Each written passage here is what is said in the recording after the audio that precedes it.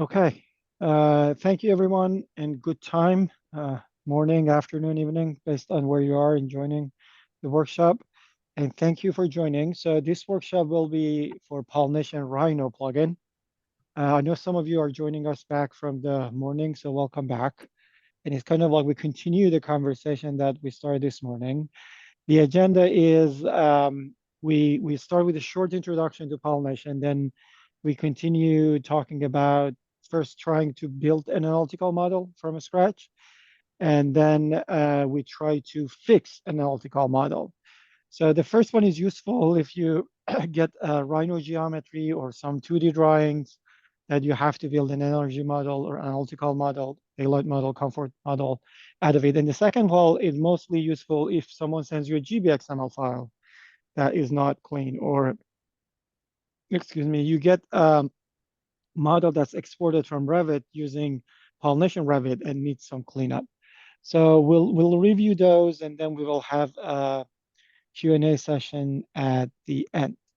So what is pollination? Pollination is an ecosystem of tools for environmental building design and simulation.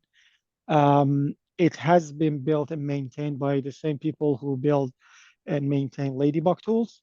Ladybug Tools is our open source. Mustafa, sorry, Yes. I just realized you're not sharing your presentation screen for some. Am I not? Oh, sorry. I thought Yeah, sorry. I just I realized I should have called that out sooner. Sorry. I was doing that. I'm sorry. All Yeah, there good. were some graphics. It's okay. So Uh, I think we only we missed. This is the first one for the so yeah. yeah, that was the slide. Then this was the agenda when I was talking about it. Sorry. What is pollination? No, it's all good.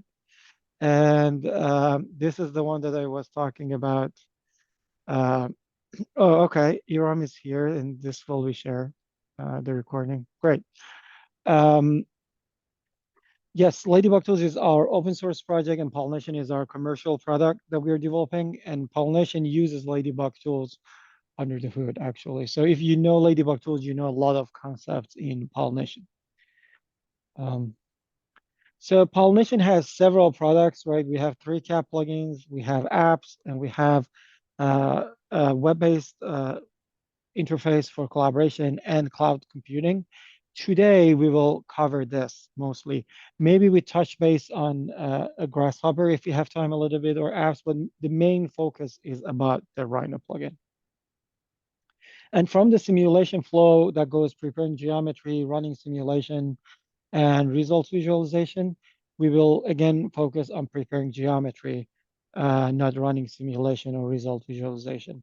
Even though if we have time, I might show some, but most main focus is about preparing geometry. So what are the learning objectives? I hope by the end of this workshop, you understand the overall workflow for drawing analytical models in Rhino, understand what are your options, understand the overall workflow for fixing analytical models in Rhino 2, and then learn the most commonly used Pollination Rhino commands. I don't think we will cover all the commands. I mean, naturally, we don't need all of them, but I hope you get a sense of what are the most important ones that are available. So with that, let's get started. And we say start redrawing analytical models from scratch. That's kind of our motto. But if you have to do it, then you should use Rhino plugin, because sometimes there is no model to reuse. You have to start from scratch and draw an analytical model. So the model that we are going to use for the first exercise is a small house that has a few rooms and then the roofs for shading. If you go to the folder that I just shared, you should be able to open the file. So I'm going to open Rhino.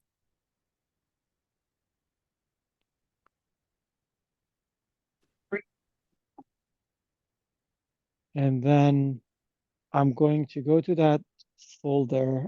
Um, it is, let me. So again, like, I assume everyone has access to that folder. If you don't, let us know if you don't.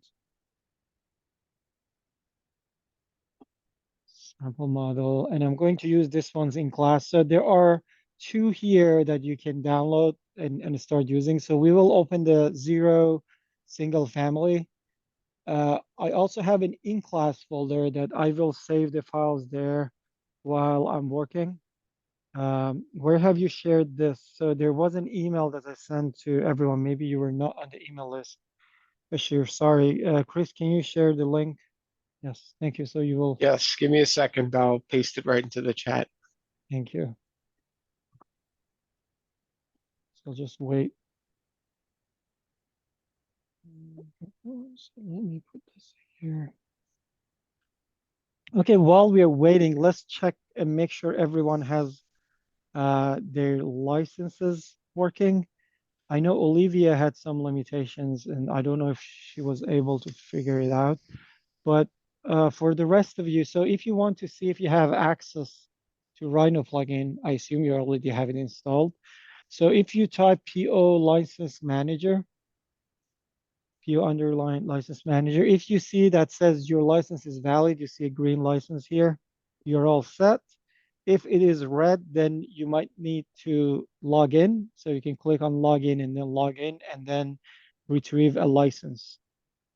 Anyone who needed a license and emailed me, I have already added you to a license pool, so you should have access to license. If you don't have license and you need help, if you copy or write your information here, Chris should be able to help you by adding you to the license pool. So maybe like anyone here, like how many people are fine or how many people need help with the license? Chris, sorry, Running. Mustafa, this is Ronnie. I see that license expired message, and then I was able to log in also. So I'm not sure what's going on. So And you were able to log in. So now, did you click on retrieve license? oh, I see. I see. I have to do that, right? No, Right. I'm just yes. A valid license is retrieved. Okay, Okay, got it. great. Yep. Awesome. Beautiful. Mhm. Okay. Then if you have that, if you type the command pollination, you should see this thing pop up if you don't have it already. Yeah, I got that. Perfect. Okay. And then you can just put it here, we can keep it there. So this is the pollination panel. This is the place that we basically see all the analytical rooms and everything that we have. So I put this here so I can see it. Then you have Rhino layers also here. So these are the two. And I assume most of you know what is Rhino. So I'm not going to just talk a lot about like the basics in Rhino. But if you don't, so this is the viewer and this is the command line up here. So you type the commands up there. And if you do PO underline, you will see all the commands that comes with pollination. So these are the commands of pollination added to Rhino. And then we have this user interface here as part of this panel that I will also use that basically triggers some of those commands. I tend to use a lot of commands versus the user interface, mostly because user interface can change quicker than the commands. So if you know the commands, you always know what you need to look for. But again, I know some people are more comfortable using the UI. I don't think we will make major changes to the UI. If we do that, there'll be a new version of the Rhino plugin. Okay, it looks like we're good to start. So this is a house. If you see different layers, there's 2D plan here that we have. I'm going to go on top of 2D plan and lock it so we don't move anything, by accident. And this is already have the lines in the middle of the walls, so we can use them for tracing. It also has 2D elevation here in the layer. If I turn this on, you will see the elevation is here. So all this windows on this side, you can see them in 2D. It also has the 3D model also modeled here as Rhino geometry, right? So there are different ways of drawing something and making an analytical model in Pollination Rhino. And the process is always you need to create the rooms first, and then you start adding windows to them, doors to them. We have one door here, excuse me. And then you can start adding shades. to that. So how do you create a room? Again, there are different ways to create a room. I'm going to turn off this 3D model and assume we didn't have the 3D, right? If you want to draw rooms in 2D, the command is PO underline draw room. So what the draw room command does, by default, it lets you draw a rectangle that creates a room. It asks you about the elevation. So make sure the elevation is set to 0 and the height of the room. And the height is set to 3. And I'm working in meters. Yeah, I apologize for anyone on this call who's not used to meters. I know like feet and inches are more common in the US, but if I would have used feet and inches, I would have been confused through the whole workshop. So yeah, like I have to use meters to be able to follow. But so what you can do, you can set the elevation if you want to change it and type 0 if it's not 0. The same with height, you can always click and change it. So I set it to 3. And then what I can do, I can come here and start drawing, right? In the inside Rhino, and I'm in the perspective view. So you see a couple of things happens. One is like the mouse try to snap here. So all of this are this O snap setting down here. If you see it down below here. So for example, I have grid snap on, which is why it was snapping to all the grids. So I'm going to turn that off. We don't need that. But I'm going to turn on the O snap here. I'm going to keep the smart track on. So snap smart track. And then here I have endpoint, near point, all this. Usually like the ones that we really need to use, I would keep the endpoint for sure. And then I would keep perpendicular. The rest is up to you. This is a setting. Again, I don't know how much you know about Rhino. I know this might be obvious for some of you, but I assume some of you here, they don't necessarily know how to do Rhino modeling, and this is the first time, so that's why I try to explain all this. Last thing before I start, I make sure I'm in the energy modeling layer. So under current, make sure the energy modeling is clicked, so it's under layer, right? So it's not in 2D plane or it's not in 2D elevation. It is here in energy model because I want when I create them, I want them to be under energy model. So with all of that I said, well, all I need to do is I click here, right? And I click to the end here, and here you go, it created the room for me. And because it had the height, I basically draw in 2D and it creates the room in 3D for me. I can do the same here, click here and click here. And this is the second room. I can do the same here for the third room. Third, and then the next room here. So this is why I turned on the smart track. So I could just hold my mouse here and then find this point, which is perpendicular. And then there are 2 more rectangular rooms here. I press a space to get the same command, as simple as that. Maybe I should ask, like is anyone on the call who doesn't know Rhino, or this is your first time trying to draw a model, trying to create a model in Rhino? Oh, everyone knows basics of Rhino? Okay, I don't see any hands. Okay, if everyone knows the basics, I'm not going to bore you with those stuff. But if you have any questions at any point, if something, okay. If you have any questions or you think I'm going too fast, let me know. So now we Hey, have the, hey, Mustafa, just a quick yes, quick question here. Are you? It looks like um, you are using the middle lines to right. create, right? I'm using Uh, the middle for the interior walls, and I'm using the out ending for the exterior wall. okay, yeah, I got that. Okay, all right. So Right. that's how it's snapping. Okay, Yes, all right. that's how it's snapping. Because Yes. you don't want any of the volumes to intersect, right? No, correct. Right, Yes, right. Okay, right got it. next to each other.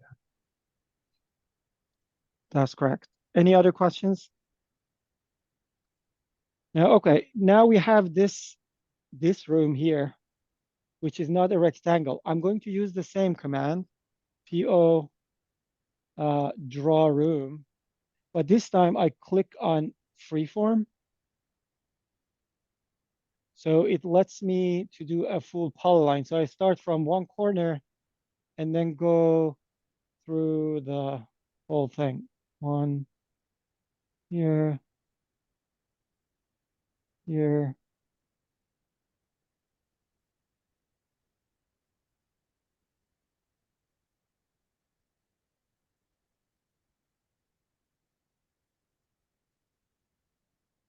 Here and here. And if you go all the way to the end, then you will get the full room.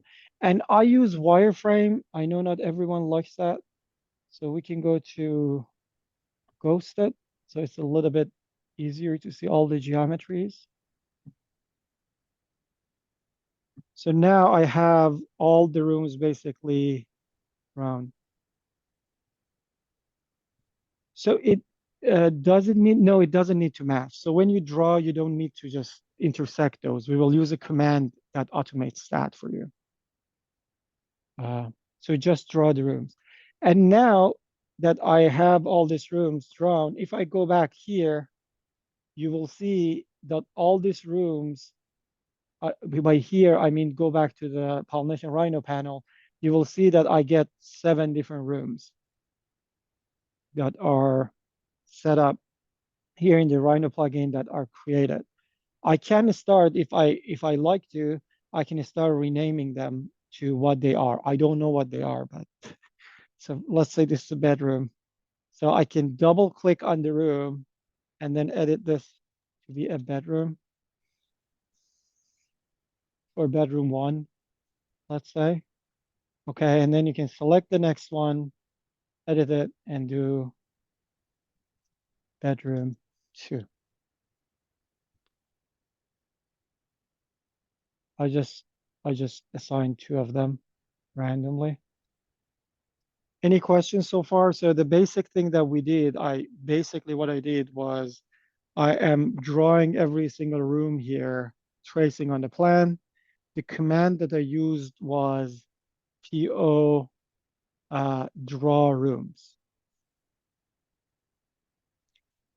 There is another way to get this command here instead of typing. If you go to this menu for Pollination Rhino plugin, you see this, there is a room with a plus for add rooms. If you click on that, you will see there are 3 methods to create a room. So the one that I used is the last one, which is called draw a room. You can also select geometries, which I will show in a minute, and you can do select by layers. Select by layers, what it does, it expects you to organize your closed B-wraps in different layers, and then it will let you to assign all the programs and constructions. For today, the ones that I'm going to use is draw a room, which is what we use, and the other one is select geometries that I will use shortly. I just wanted you to know you have different methods to draw a room. Okay. If there are no questions, the next step is to add the aperture, right, to these rooms.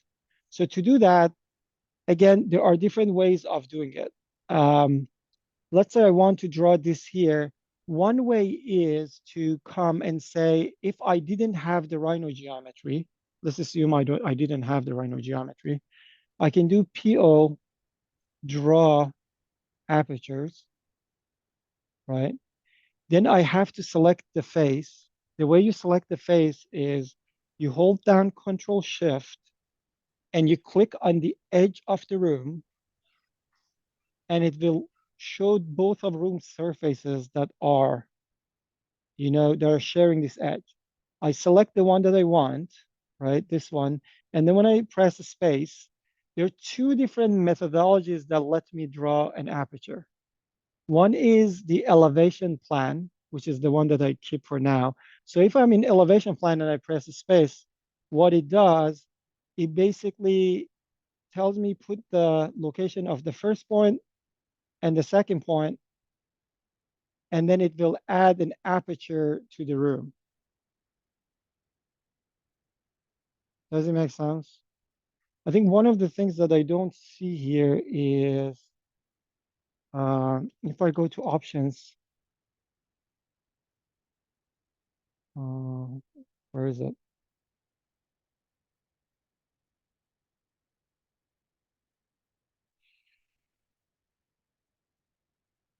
Okay, I can't see option, but I don't know for some reason for me, okay, this is the grid, but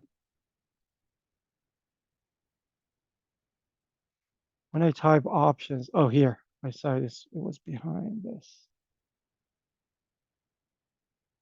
So one of the things that the Rhino plugin does is actually, so this is now every 1 meter. I can go and change that grid line count. So I'm going to options grid and the minor grid space, I'm going to make it 10 centimeters, 0.1. And then if I do OK, and if I press F7, so okay, that's the smaller one you can see here. Why did I do that? Because when I do PO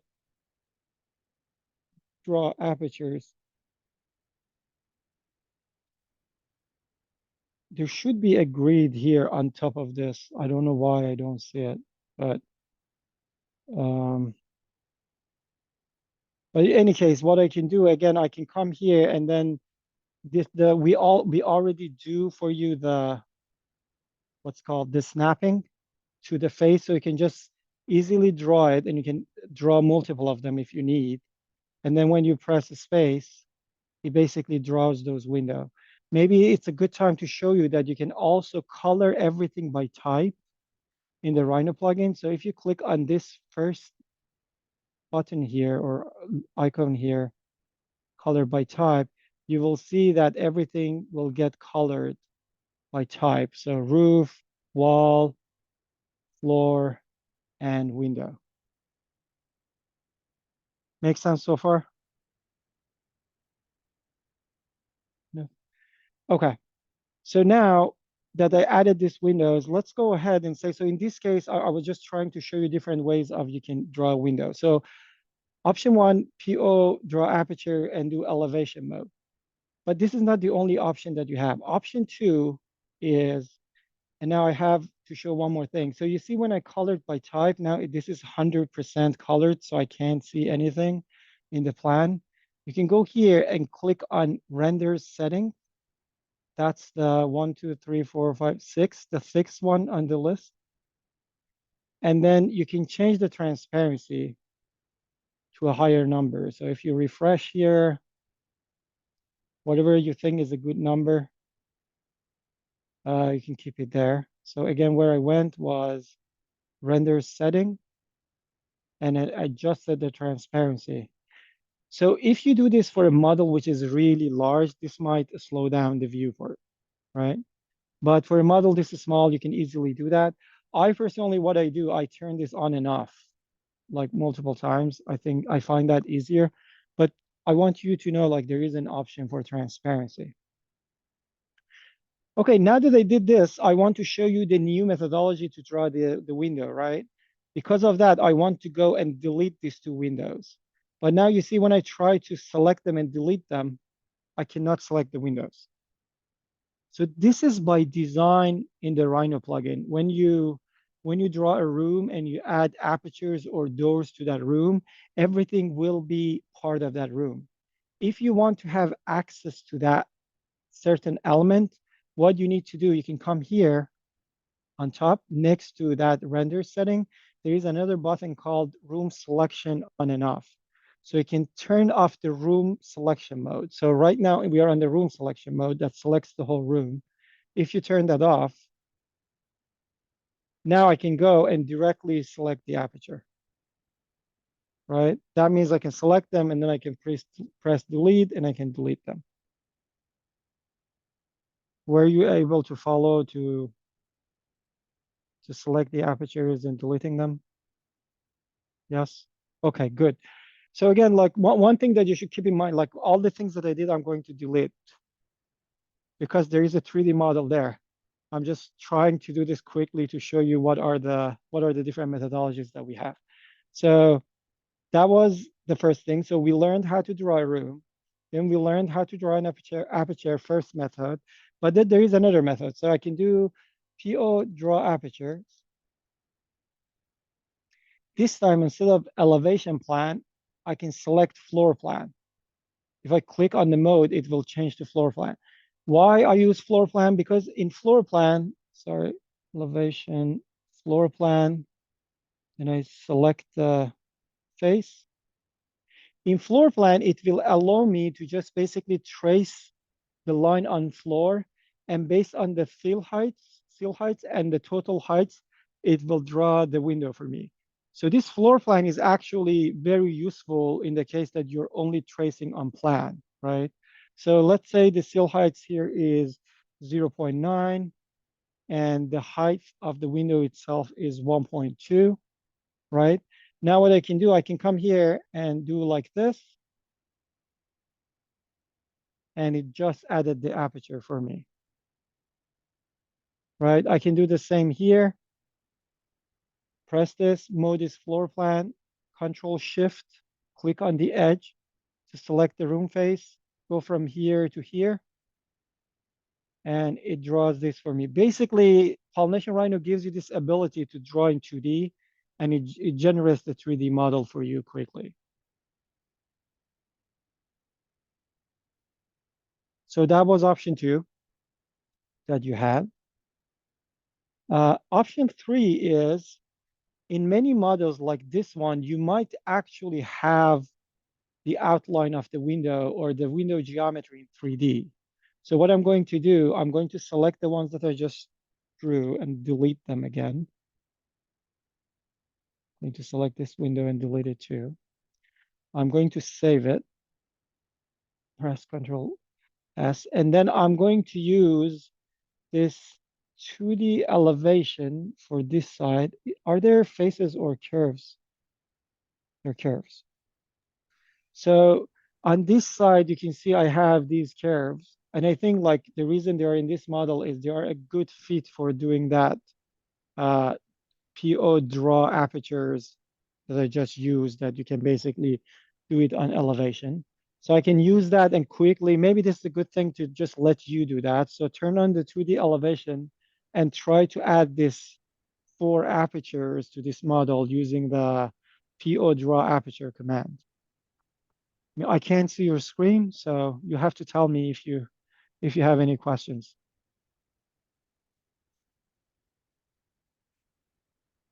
Otherwise, if you do it correctly, this is how it works. You do PO draw apertures, make sure the mode is elevation plan. And now that it's elevation plan, you can basically select this face. You're in floor plan mode, I think. I'm in floor plan mode. Yeah, you accidentally clicked on it I did it. Oh, twice, I sorry. think. Sorry. PO draw apertures. Right, the mode was elevation plan already. Control Shift, select, and then I can do from end to end and press the space bar, and you see the window is being added. Again, press the space to load the same command, and to end the second one, and I can do the same thing here. Run the command, Control Shift, select the edge, draw this one, and finally press the space, Control Shift, hold down Control Shift, select the room face, and select this one. And I have all the windows added. Oh, I'm missing one here, but we'll do this differently. Does it make sense so far? Yes. Okay, great. Hey, Mustafa, Yes. if those curves are not correctly aligned, right? You know what I mean? If it's not exactly on Right. the, then what happens? I'm sure it won't work, right? Or it will give you It some. will actually project. That's part of the magic of that command. So let me do Oh, that. okay. So it should. I should say Okay. it should. So here. I'm moving this out, I right? see.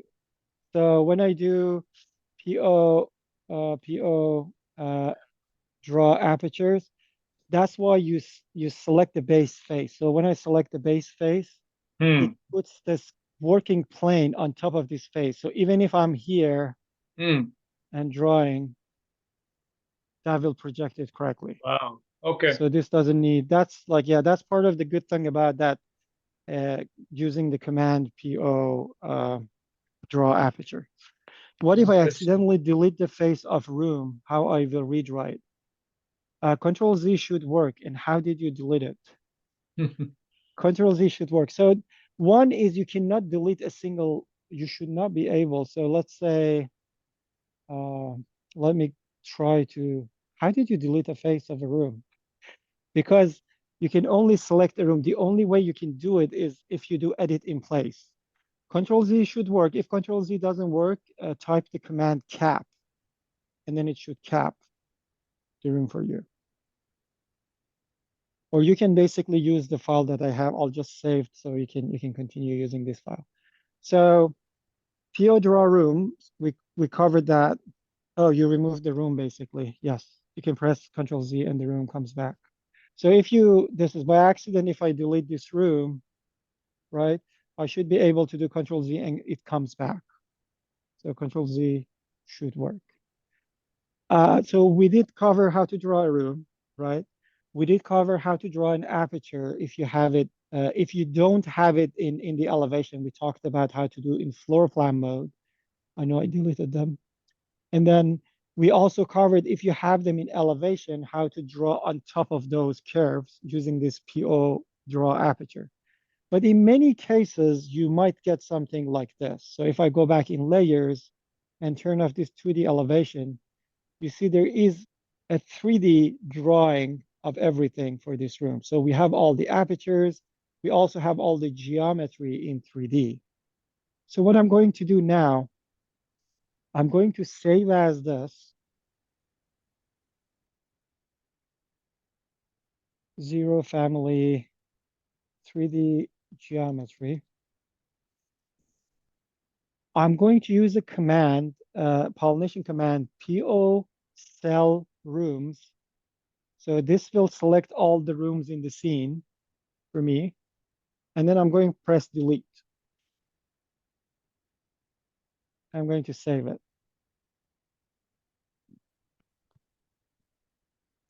So I'm going to start from scratch. What I did, I just deleted all the rooms that I had.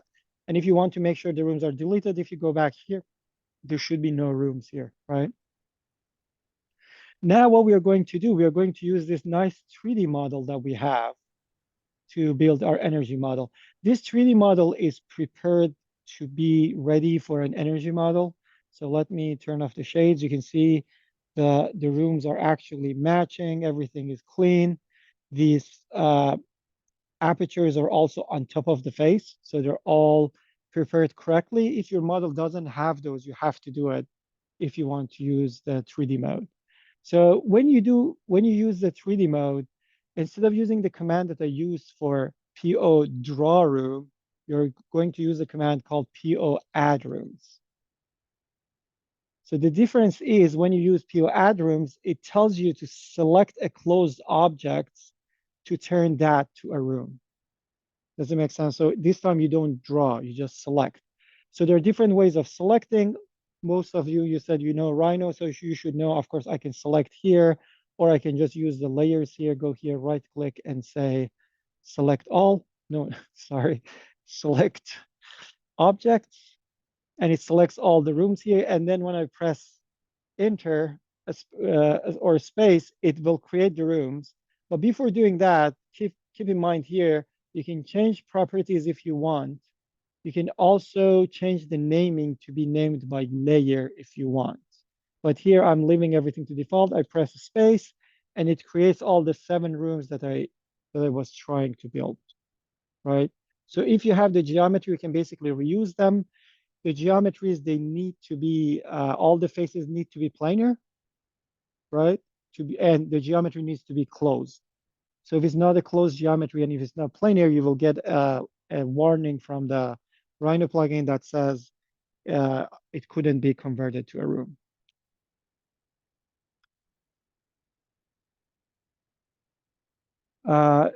Question here says, so the geometry from PO draw room can also be used as normal Rhino objects, right? So if you use PO draw room, it's already a room.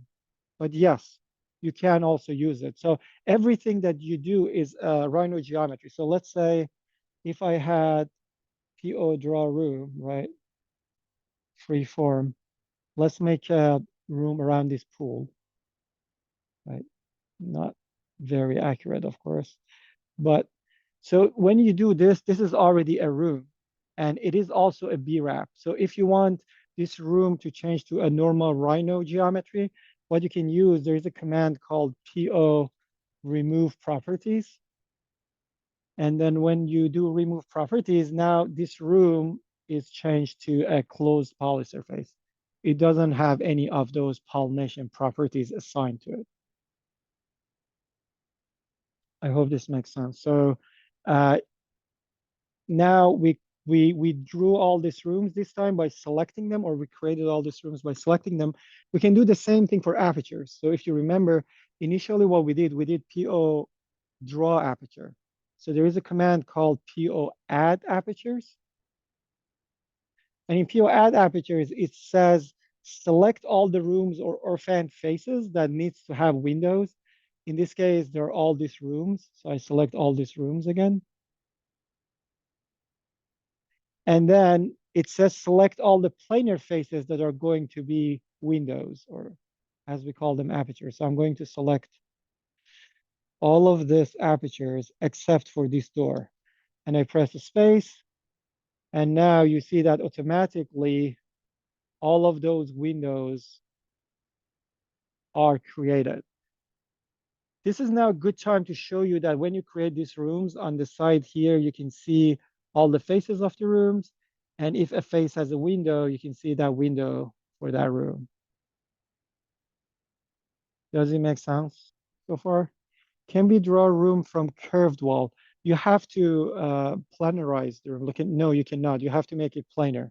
So let's say this is a curved one here. So there is a command that says that is polygonize.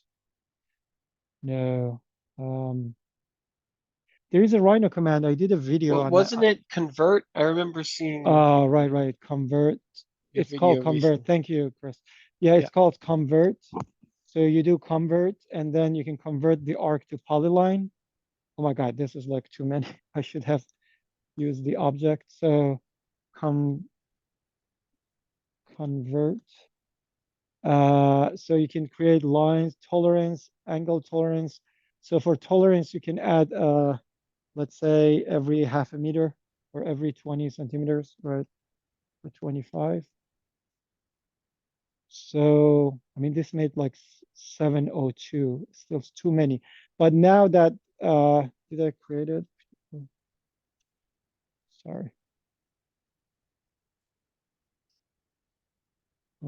Tolerance, let me put 1. This is still too many, 2. Oh, if you choose simplify input, that really reduces the number of points. I did, yes, but I think this is too curvy, so it's still, so, because maybe Yeah. minimum and Angle maximum length. tolerance could maybe be like 10 instead of 5, maybe. Yeah, I can do I mean, 10. Yeah, okay, as this is working. Yeah, like, so now you see, you basically create this, and now that you created that, you can basically extrude that line, right? Extrude curve, and when you extrude curve, make sure it's solid. So, sorry. So this is the curve, and now I can use the command PO add room to make this a room. So now this is a room. Thanks, Mustafa. And can we also assign windows to this wall? You can. So for this one, it's the same thing because it's wall. So if you want to draw them, you can basically say PO add apertures, or sorry, PO draw apertures, and then select the face. Let's say this one, and just draw an aperture. Sorry, here. So this is the aperture. And there is a video because someone asked this question on the forum. So I recorded a full video that shows how to do that. Thank you. Sure. Would you explain how we can draw rooms in different level or floors? Sure. So in the Rhino plugin, it's very kind of like the concept of, sorry, I did that and the preview was wrong, but the concept of level is not really hard coded. We don't need you to put a level. You see, there is a concept of story here, but the story is set by default to the Z value. Basically, if you want to have two levels, you can just select all these rooms and then copy them to go up here, right? And now you will have rooms there. So that's the second level or story. But there is no concept of a story like it is in Revit. It's very free, like how you want. You just draw rooms. You can also delete this and say, and I make all these mistakes because this is not in the room selection mode. So I go do the room selection mode. So when I delete the stuff, it deletes the apertures too. Or you can say, okay, I want to draw another room on top of this in the second floor.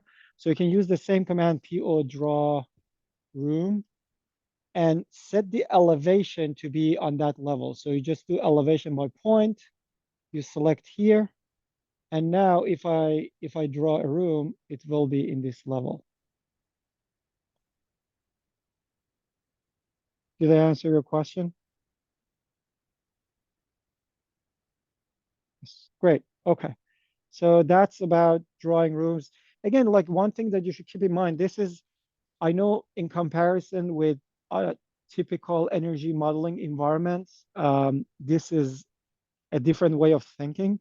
But that I think is a good news. You have full freedom. You can basically draw anything that you want, any geometry, and make it a room. You're not limited to levels or everything needs to be the same height or any of these limitations. So we're making Rhino a building performance simulation platform, not the other way around. What was the other question? And with those zones, can I parameterize the frustrations in Grasshopper? I didn't want to go there right now, but yes, let me do that. And I love like asking these questions. So this is the best type of workshop. So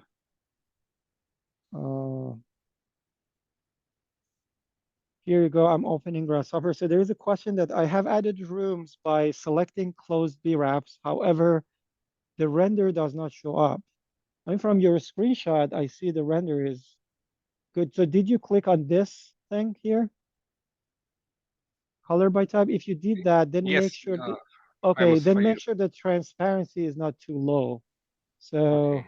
I can see the rooms here. So the rooms are created. You're good on that. So let's this Grasshopper thing being loaded, then I can. Thanks. And if you could just show the adding the windows again, Sure. it would be, yeah, thank you. Yeah, absolutely. So one thing is, if you don't see this, I'll go back to my way of working. I set this to 0 transparency. So if you set that to 0 transparency, then you make sure it will be visible. So going back to adding the windows. So the way I added the windows was I ran the command PO add apertures.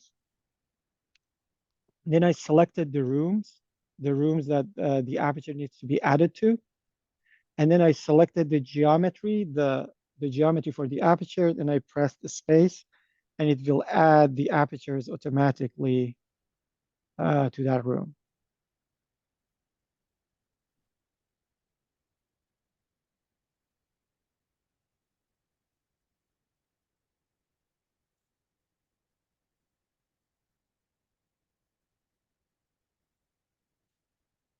So actually, I don't know so what is your view? What is the rendering mode? Is it ghosted or wireframe? It might be some settings in your viewport, but everything works. So like the rooms are there, so things are valid. I don't see a problem. We can check your like your options or your settings during the Sure, break, sure. but I We think can this is do it fine. later Yeah, on. Yeah, yeah, thanks. this looks good. Oh, transparency. Why is it set to 1? Shouldn't this be 0? I was coming to 0, so it was close to 0. Yeah, like Yeah, if you do 0 and press refresh, okay. let's see if that works. Okay. Yes, yes, it works. Thanks. Okay, so that was the issue. So now I have this, maybe a good thing. Now let's add the door if the add apertures was not clear enough. So add door is the same thing, right? What I'm going to do, I'm going to use the command po add doors, right? And then it tells me select the room or face that the door needs to be added to, which is this one. I select it. It tells me select the door. I select the door. And here you go, the door is being added to. So if I check here on room 7, in my case, there is a face here, face 9, and there is a door down here.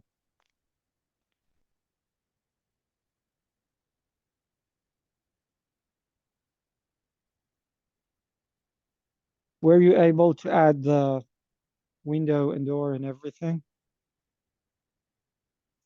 Anyone has any questions? Okay. It looks like we have no questions so far. So what I'm going to do, I'm going to press Control S for saving this. So I added all the rooms and I kind of like added them twice, right? Because we drew them first, I deleted those, and then I used the 3D geometry. Next step, I'm going to add shades. So adding shades is very similar. Let's go to layers and turn the shade layer back on, which I turned off. Then I'm going to right click on shade and do select objects.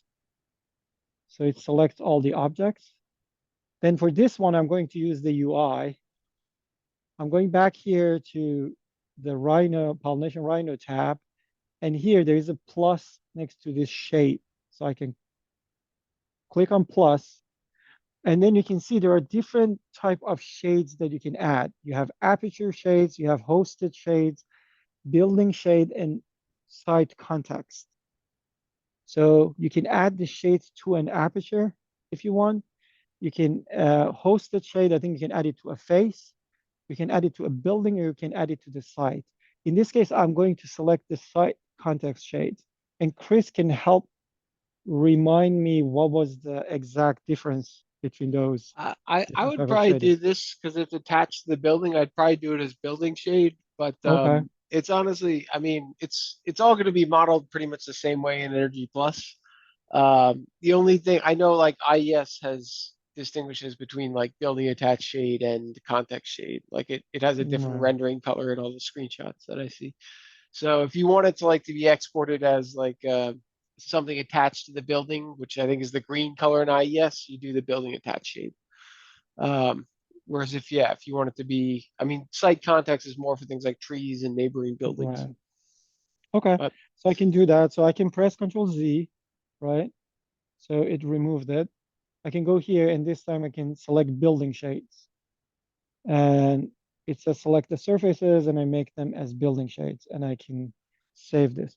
So one of the reasons that we put it in besides ISVE is also so if you have, there are in some of the, code compliance simulations, for example, that it says, like if you want to automatically remove all the context, we go and remove all the context shade. We do not touch building shade or aperture shades, or if you have a case that you want all the shades on aperture to be removed, then you can basically identify those.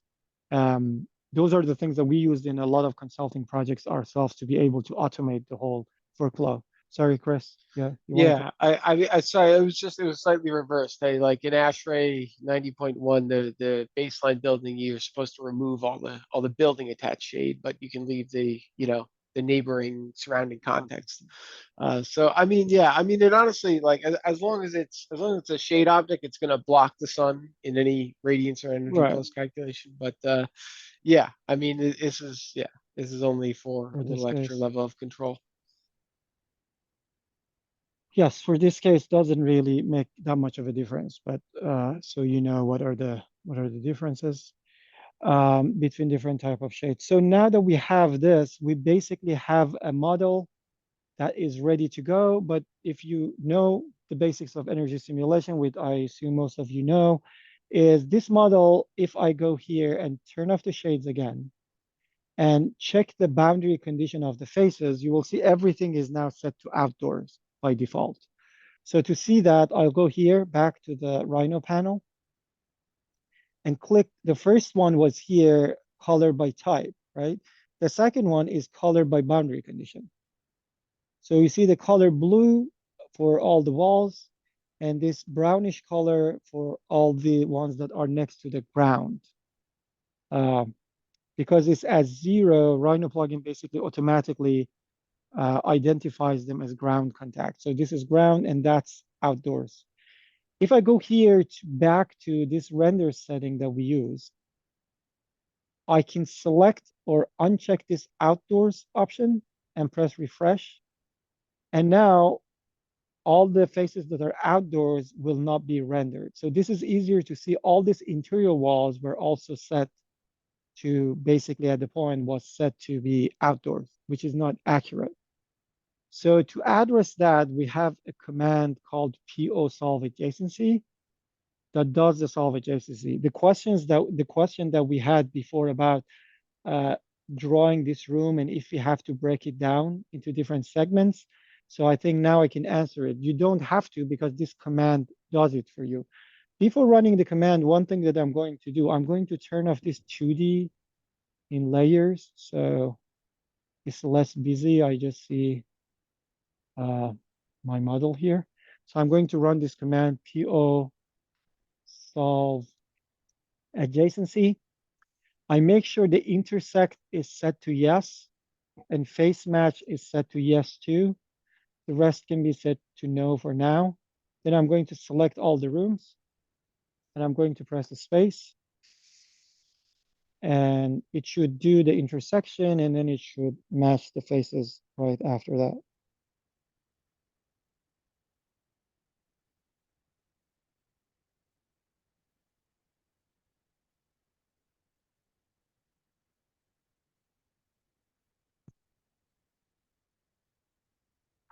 So I'm giving you a couple of minutes to make sure everyone is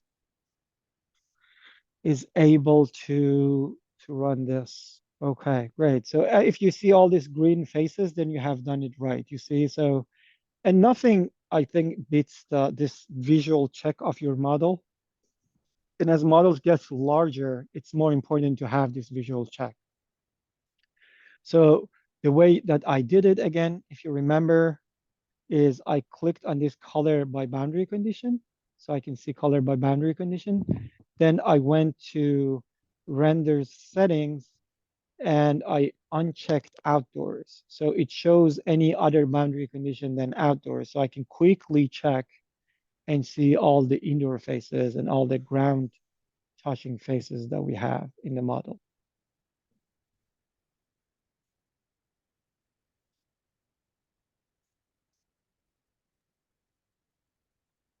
Mustafa, what's the command again for the intersection? Sorry, the interior walls.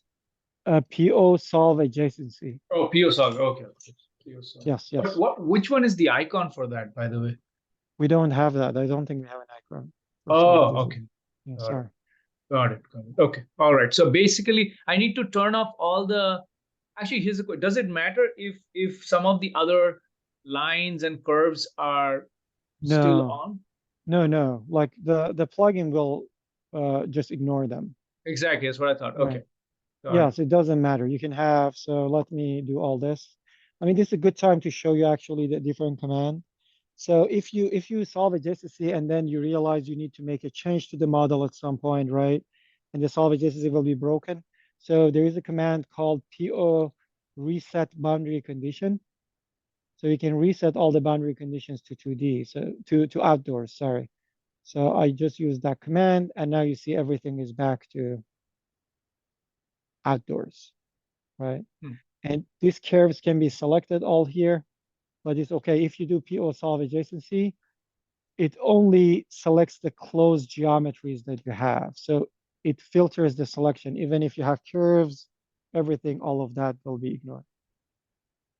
Okay. Is this for draw all internal walls all together by one click? I mean, it's not for drawing internal walls, right? It's a little bit different from the concept of drawing an internal wall. Every room that you draw, it has walls. This is for telling the simulation software that these walls are internal versus which walls are external. So if you're exporting this model to ISVE, let's say, you don't need to do solve adjacency. The only reason I would do solve adjacency for a model that I'm exporting to ISVE is to make sure all the walls are matching. Because if they're not matching, then the solve adjacency will show me that they're not in the right place.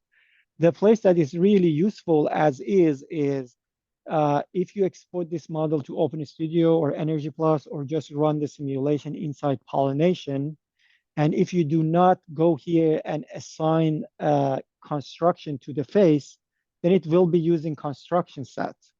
And when it uses construction set, we want this face, which is an interior wall, have a different construction than this face, which is an exterior wall.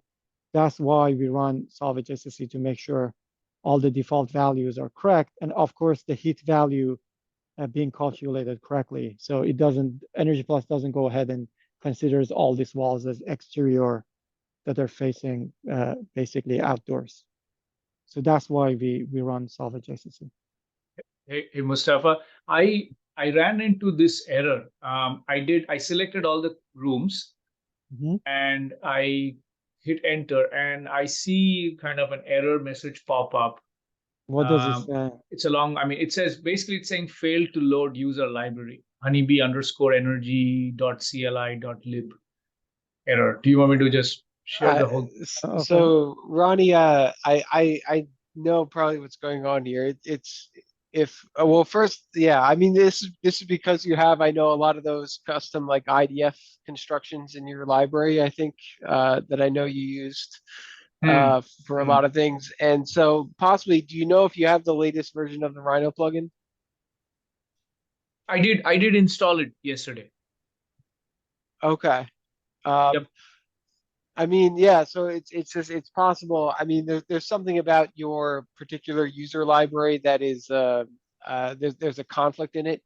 The easiest way to make that go away is that there's a little button called Purge User Library that it'll make a backup of your library so you don't totally use it. But Mustafa, you can show it. It's under, I think it's under all the way on the right, not the to the right of the gear. I think the right. Yes. Oh, there it is. Yeah. Yeah. Purge user library. So yeah, that'll basically, it'll make a backup copy in a zip folder right next to your personal standards. So you can go back to it later, but just running that now will get it to get that message to stop popping up. Let me try that. This is the gear button, right? Sorry, it's to the left of the gear button. Oh yeah, okay. All right, purge user library. All right. I think there is a command for it, PO purge user library. Do you really want to purge this is an irreversible process. I know we say that, but there's a backup zip file there that's going to be right next to it because I know you use that place. No, that's fine. There isn't anything there that can be replaced. Okay, I'll hit yes. All right. Okay.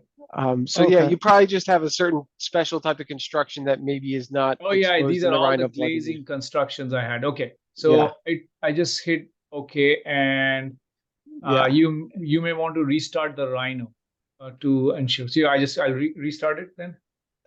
Sure. If you save it, restart it, and you shouldn't have that error anymore for the rest of the workshop. But yeah, if you do get that error again, by the way, when you you can always report it on our forum later, and we can make sure you just send us your user library so we can recreate it. But okay, I'm going to restart it. But thank you. That's good. At least there's a solution for that. Okay. Right. Okay. So then everyone else, we basically have this model right now. We did the solve adjacency. We have the shades. I can bring it back.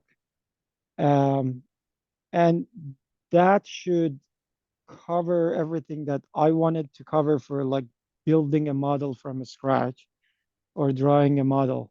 Anyone has any questions before we uh, move to fixing models? I have one question. Sure. I see add shade, there's different options for add building shape or add context shape. Is there any difference like between Yeah, them when they're taken into energy model? I mean, not we like maybe just joined, but we just talked about that. That generally speaking, no. But if you use it for code compliance, in some code compliance, it makes a difference. For example, Chris was talking about AshRay that you remove the building shades, but you keep the context shade. Maybe one difference, we'll say the default reflectance for building shade is a little brighter than what we use for context.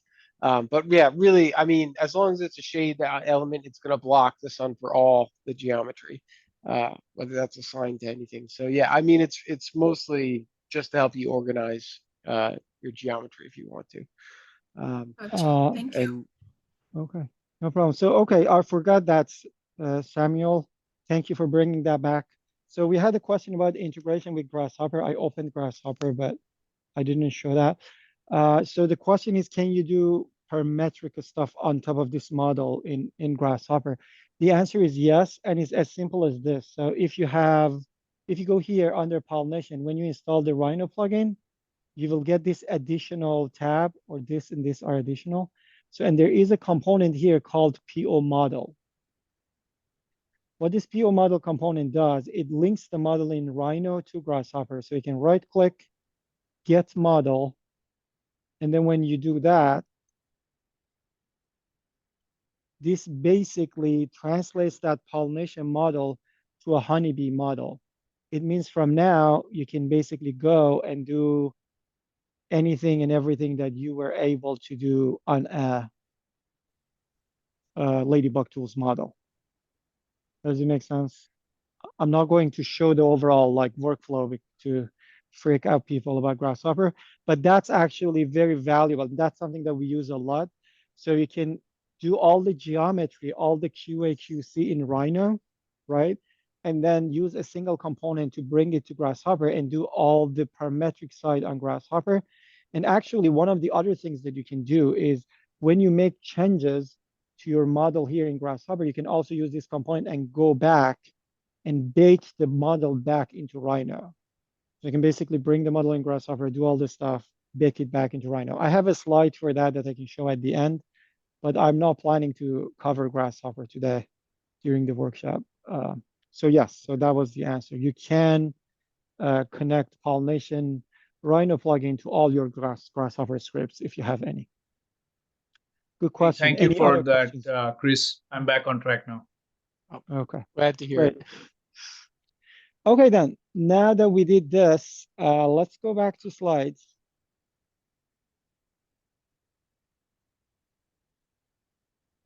So this was our first exercise. We successfully created the model. Does the Pollination Grasshopper comes with Pollination installer, or is an individual? Pollination Rhino installer also includes Grasshopper. So when you do install Pollination Rhino, it installs all the Grasshopper plugin too for you. It's not the other way around. If you only install Pollination Grasshopper, it doesn't have Rhino coming with it. Thank you. So just a quick review of the whole HBJSON model objects, or honeybee model objects, or pollination model objects. They're basically all the same. We use the same schema for all of them. So the structure is, you have, and you can see here's a legend. So these are the objects, and these are the relationship. So you can have a room. Room is basically the base, and then a room has several faces, and then you add doors and apertures to those faces, right? You saw we did that. For shades, a shade can be added to a door, to an aperture, to a face, or to a room. And then the collection of rooms is basically what creates a model, which is the high level definition, which is what we imported into Grasshopper. So when you have a model has several rooms, and a room has several faces, and face has all these apertures, doors, and then of course you can add shades to any of these objects. Is there anything that you want to add here, Chris? That's pretty much it. I mean, except to maybe clarify that, yeah, shades can be independent of rooms too, like what you see at the very top of that tree diagram there. You can add shades Okay. directly to the model, or they can be assigned to any sub-object. These are basically the shades that we built today that are, when we added context shade, they will be added to the model, not to a room or a face. And there are 5 golden rules of HPJSON geometry. I let Chris present this because he does it better than I do. It's with more I mean, excitement. this is really just a review of what we've already covered, right? But these are just things to keep in mind if you are formatting your geometry to be used as a honeybee model, right? That everything must be planar, and there are ways to planarize that. This second one you really don't have to worry about from Rhino because Rhino doesn't let you make self-intersecting B-reps, but from other formats you may need to worry about it. So that's the second rule. Third rule you do have to worry about. So one thing we didn't really cover here is that if you had like an aperture that went past the parent face that it was supposed to be a part of, this wouldn't really be considered valid. You can maybe still try and add it to that face, but you're going to get validation warnings about that if you try to validate it. So just make sure that those apertures and doors are inside the parent face and that they're coplanar. The next thing was that adjacent object pairs have to have matching areas. That the solve adjacency command took care of all of that for us in the example that we just did. So as long as they're touching, you should be able to get that one to work. And then lastly, all room volumes have to be solid. They can't be open polyfaces. They have to be from closed solids. So as long as you follow these 5 rules, right, you can take your honeybee models to tons of other building energy modeling platforms. It'll always simulate in Energy Plus and in Radiance without issues, right? And so any other like small nuances about geometry, like or idiosyncratic rules that different building energy modeling interfaces may have, you don't have to worry about those as long as these 5 rules are respected. And there is a command also that will always check to make sure that these 5 rules are respected.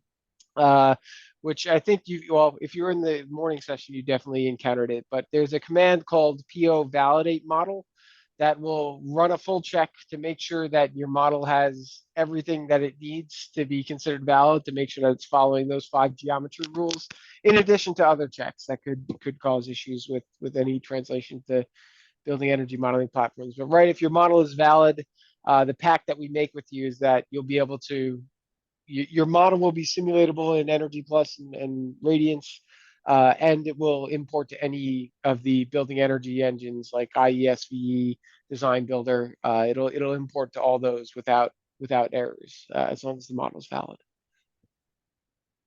Right, thank you. And I just ran the validation command on this model, and this is a very simple model, and you saw it passed.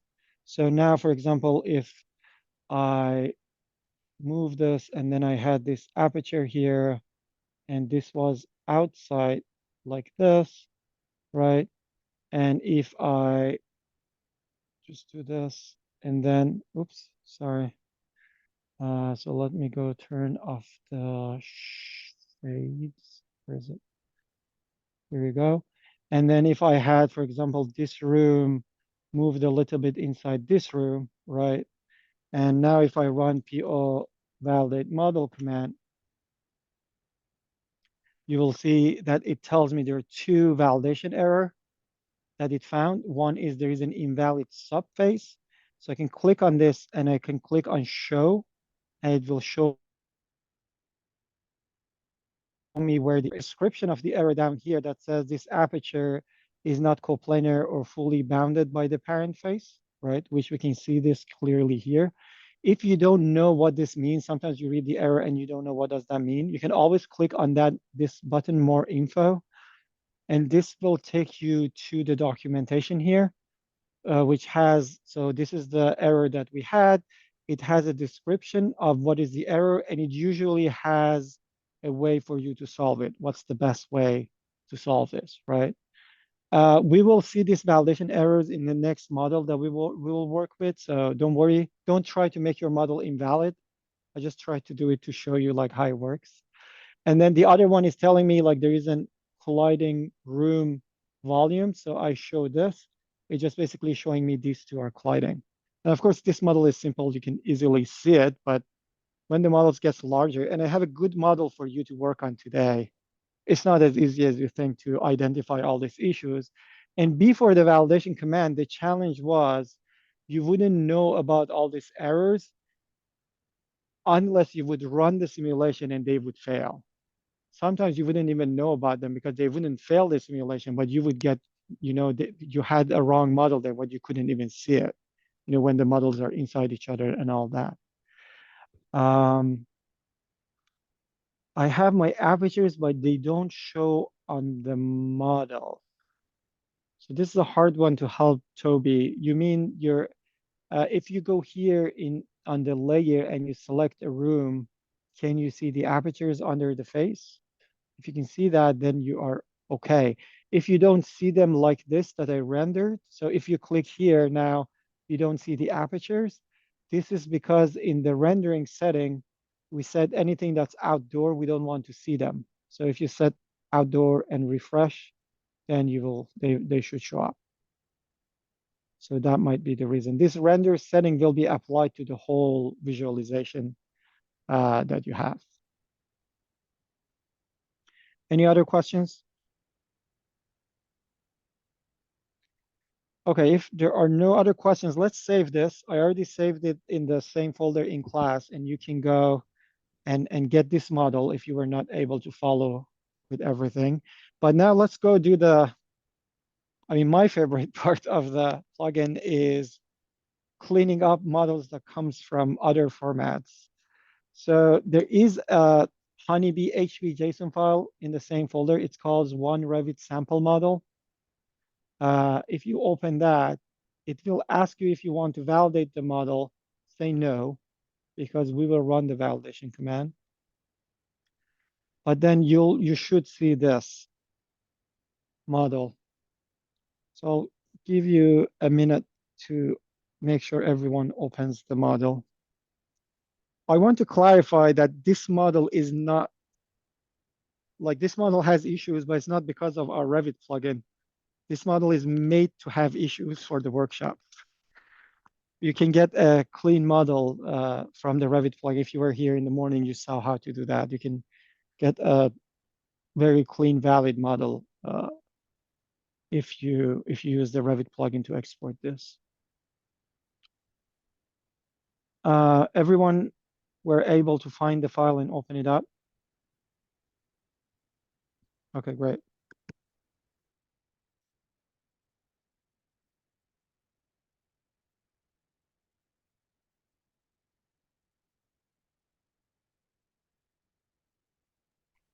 Okay, so when you get a model from someone else, the first thing that you want to do is to run the PO validate model command.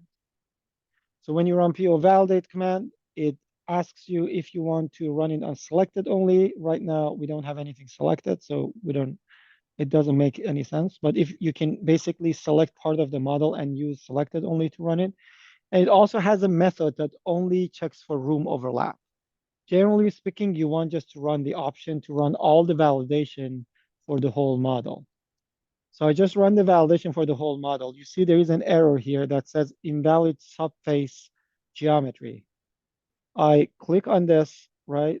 Click on the error, then click on show, and it shows me where the error is. Were you able to get this? Like anyone has any issues? Again, what I did, I ran the PO validate command. And then after I ran PO validate, I pressed space to run, and then it found this validation issue. From the UI, I clicked on it and I pressed show, and I was able to find where the problem is. So now that you have this, you can fix it, of course, by editing this window to come in. But because this is a very typical issue that we see in models, we have a command for that. So from now, like you will see, I'll just use this term like we have a command for that, but usually there's a command that makes it easier for you to do that. So the command to fix this is PO offset child objects. So what this command does is basically takes a room it check all the child objects, and if they are outside the face, then it just brings them in. And you can say how much you want the offset distance to be from the edge. So in this case, the offset distance is 0.001, which is 1 centimeter. You can change that, or you can keep it. So if I keep it as 1 centimeter and select this room, which is the room that has an issue, and I zoom in so you can see what happens, and I press a space, it will automatically go and brings this in and fix it for me. So the command was PO underline offset child object. And now if I go ahead and click on revalidate and press the space here, it says the model is valid. Congratulations.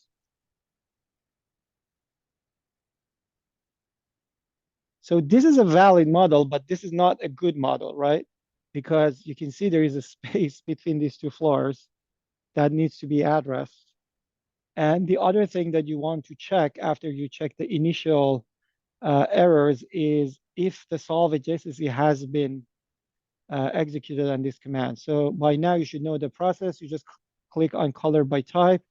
You go here and uncheck outdoors. Maybe we need a command for this because we do it over and over. And now you see everything is set to outdoor. So the solve adjacency has not been done on this model yet. And many times after you do solve adjacency, you'll see new errors pops up, right? You know, there are apertures that they're not matching. There is spaces on top of each other. So unless you do full solve adjacency and you see everything is fine, your model may or may not be fixed. So keep that in mind when you're working on your model. So the first thing I'm going to solve is I'm going to fix this gap between these two. So the way to do that, first of all, I go here, I click on outdoors, I bring it back so I can see everything. So the way I'm going to do this, there are different ways of doing this. One way is to go to the right view, let's say, right? And then I want to hide all these shades. There are different ways to just make it easier to work. One is you can go here under layers and they're on a certain layer, so I can turn it off. So this is one way. But if you have many shades and they're under different layers, you can also use the command PO cell site context, or no, I think PO it's just cell cell shades. Yeah. shades. So because these are modeled as building shades, I think instead of site context, that's the difference. So you just select shades and then you can press Control H, or you can type hide and they will be hidden. If you watch any of the videos that I do, I use hide and show a lot, but I'm trying not to do it because that's not the best practice. The best practice is to basically put your geometries on different layers that you can turn on and off. So I'm going to use the layer for this and turn it off. Okay, going back to what I was trying to fix, I'm trying to basically bring this thing all the way up to here. So the way to do that, there is a command in Rhino called move face. I can basically do move face. And then from this view, be careful and select all these faces here, right? Press a space.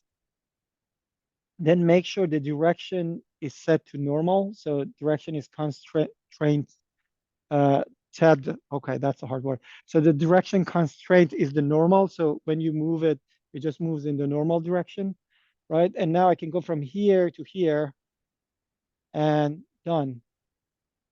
This should do it all for all this geometry, right? So basically I selected move face and moved it up. In this case, it worked fine, but I'm going to do Control Z, so bring it back here. There might be models that you get, oh, and actually this is a good time to save it. So I press Control S and save it as a 3DM file in class so you can get it. But sometimes you get models that are not, you know, as clean as this, that everything is in the same place and you can just move face all together. What you can do in this case, you can use another command called PO align in elevation. what it does, it basically aligns the stuff in elevation, as the name is, right? So to do that, you need a guide. I will answer your question. So let me finish this first. So to do that, what I'm going to do, I'm going to draw a line here, right? Then I'm going to use the command PO align in elevation. For select geometries, I'm going to select all the rooms here. Then it says, what is the object? Select a point or a line and select a threshold. So for threshold, I have the value of 1.5 units, which based on this, I can see 1.5 is enough. And then I'm going to select this line and press the space bar, and it basically does the same thing. Now you see the room goes all the way up and it's aligned.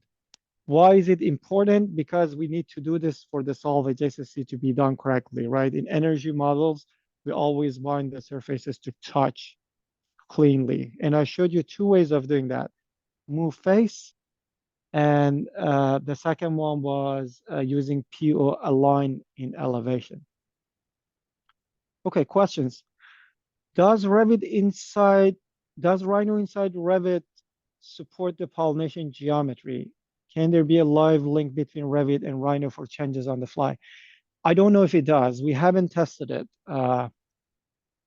Maybe, and Rhino inside actually, I think will have a conflict with pollination, at least some of the versions. You can try. We don't support the live connection yet.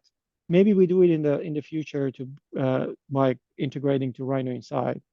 Initially, there was like a lot of requests for it, but recently no one has asked for it, so we didn't really. It's not top on the list. So if you want to do it, let us know. Then the next question is it the same as move edge? No, move edge and move face are different. So let me check this one here. So we can use the move face command to move a face. So when you do move face, I'm selecting that face there and just moving it up, right? The whole face. Move edge, on the other hand, only moves an edge. So I can select this edge, let's say here, and then I can move it here, right?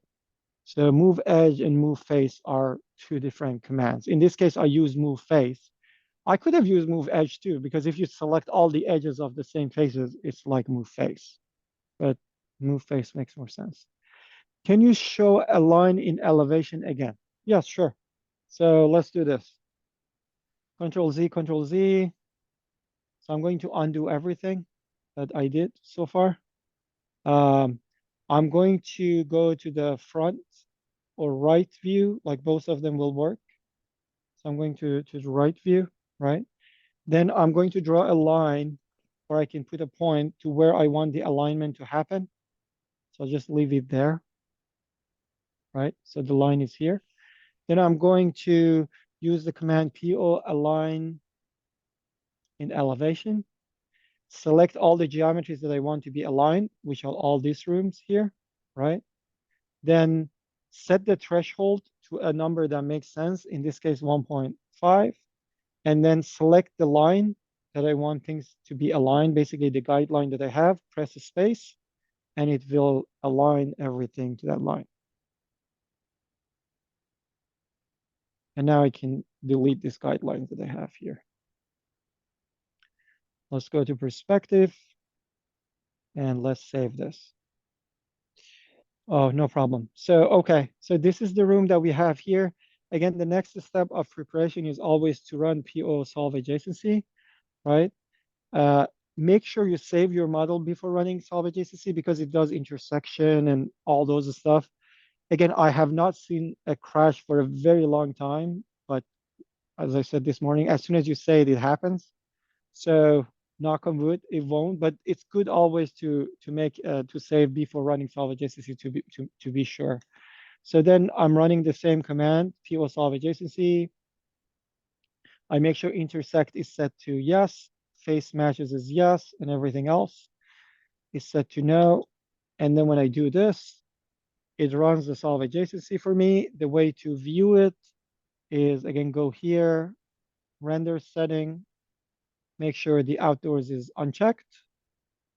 and then go and click on color by boundary condition, and you should be able to see it. So it looks fine to me, but you never trust what you see, right? You just also run PO validate model, and the model is perfectly valid. So the model is valid. You see all this, but there is still one issue here that's happened.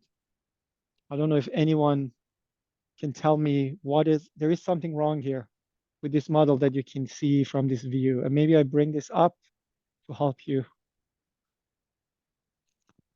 if anyone wants to cheat.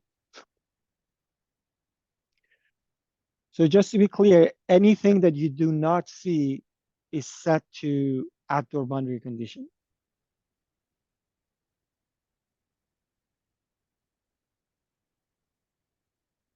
Anyone? So one thing that should be, okay, I see someone unmuted. Yeah, the walls probably we can't see. That's why. So the walls are correct. These are outdoors, but this one is touching ground, like the floor down there. Oh, okay. Yes, this should be ground. How do you do that? So that's nice.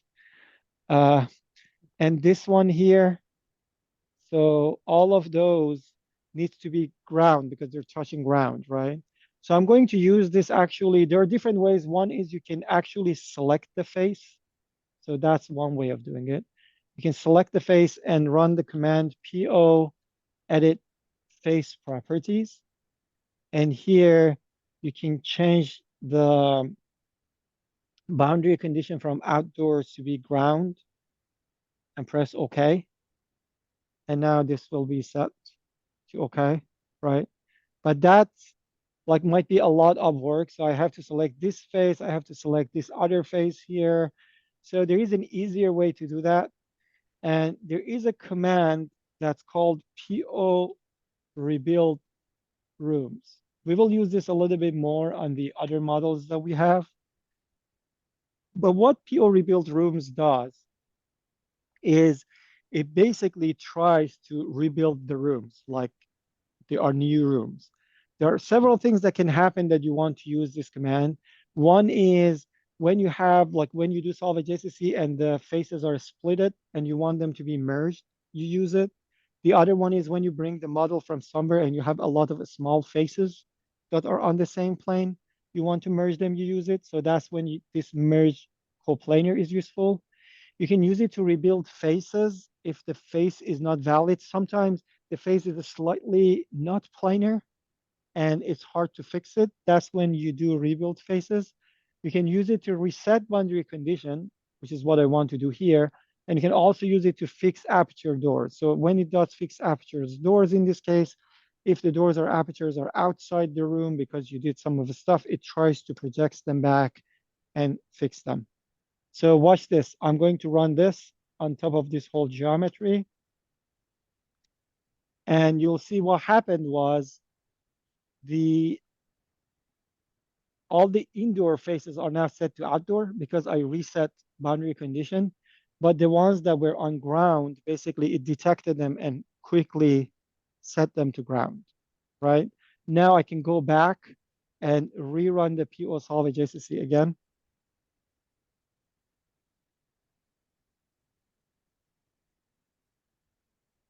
On the same model. And now I should get almost everything correct, right? So I have my ground faces correctly. I have this indoors correctly, but there is this one small segment here that should be set to ground, but it's not set to ground right now. It's set to outdoors. So to do that, I hold down Control Shift, click on the edge, so I can select it. And then I run the command PO edit face properties. And here, change it from outdoors to be ground and press OK. And press Control S. If you do not feel comfortable with this 3D selection, the other way you can do it, you can select this room here, right? And click open the room. Then you can press I mean, still you have to press Control Shift and select this face. You know, like you can basically select face by face to see which face is that. And then when you select it here, you can right click, click on Edit Properties, and this is the same thing that I just had, which is the same as PO Edit Face Properties. And I just changed the boundary condition to ground. Hopefully it makes sense. Question, if I don't want to increase the volume of GL, what is GL? Is there any limitations if I move the other level down to the below ground level? Oh, okay.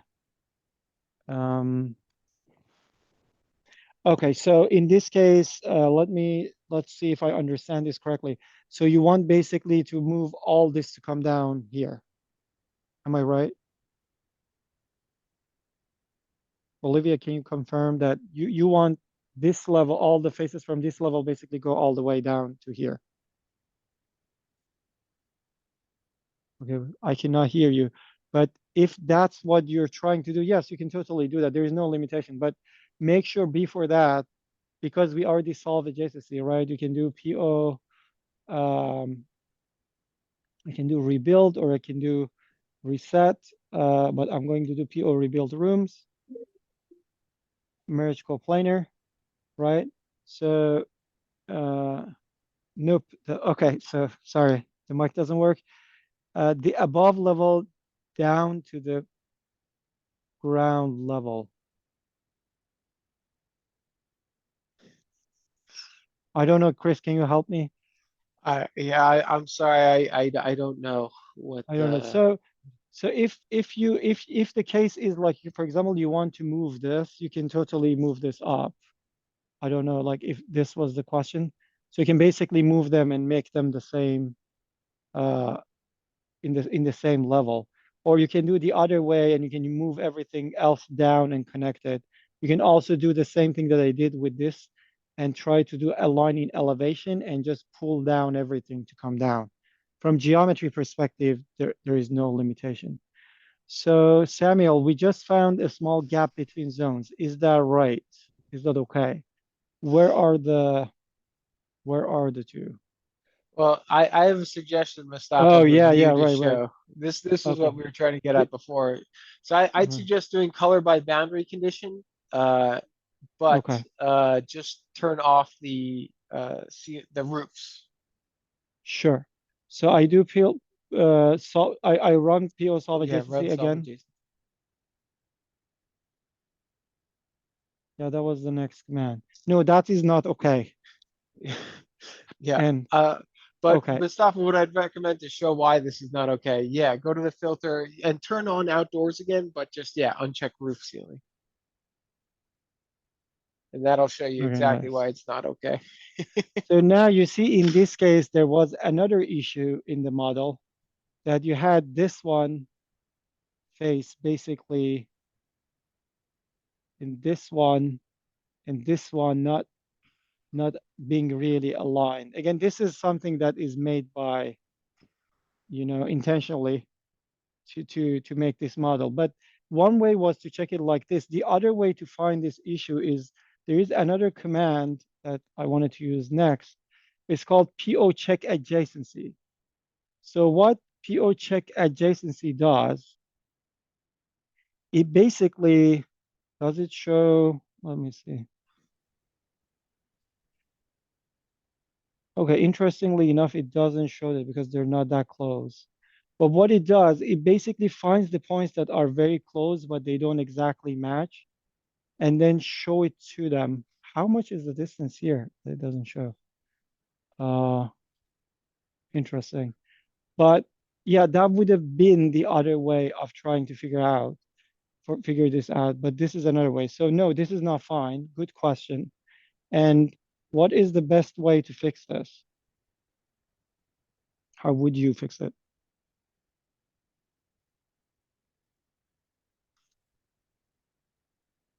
Yes, this I should be guess move face or move edge should fix it. move edge. Yeah, you can move edge. But before doing any move edge, again, remember what you want to do. You want to do PO rebuild rooms, right? basically, technically, you should run solve adjacency when everything is at a good place. So if I select this and I try to move edge, let's see. So I do move edge. I select this edge. I come from here, go here. Okay, no error happened. So that should be fine. I save it and then I run PO solve adjacency again. Oh no, yes. PO solve adjacency again. And now this looks fine. All the ones that we want to be indoor are indoor. Thank you. Yes, moving the edge. Yes, moving the edge. That's all good. So what is the other one that you said we want to be fixed? Yes, so this is also fixed. So we don't get that as an outdoor. And now let's run the PO validate model again to make sure everything is fixed. Congratulations, your model is valid.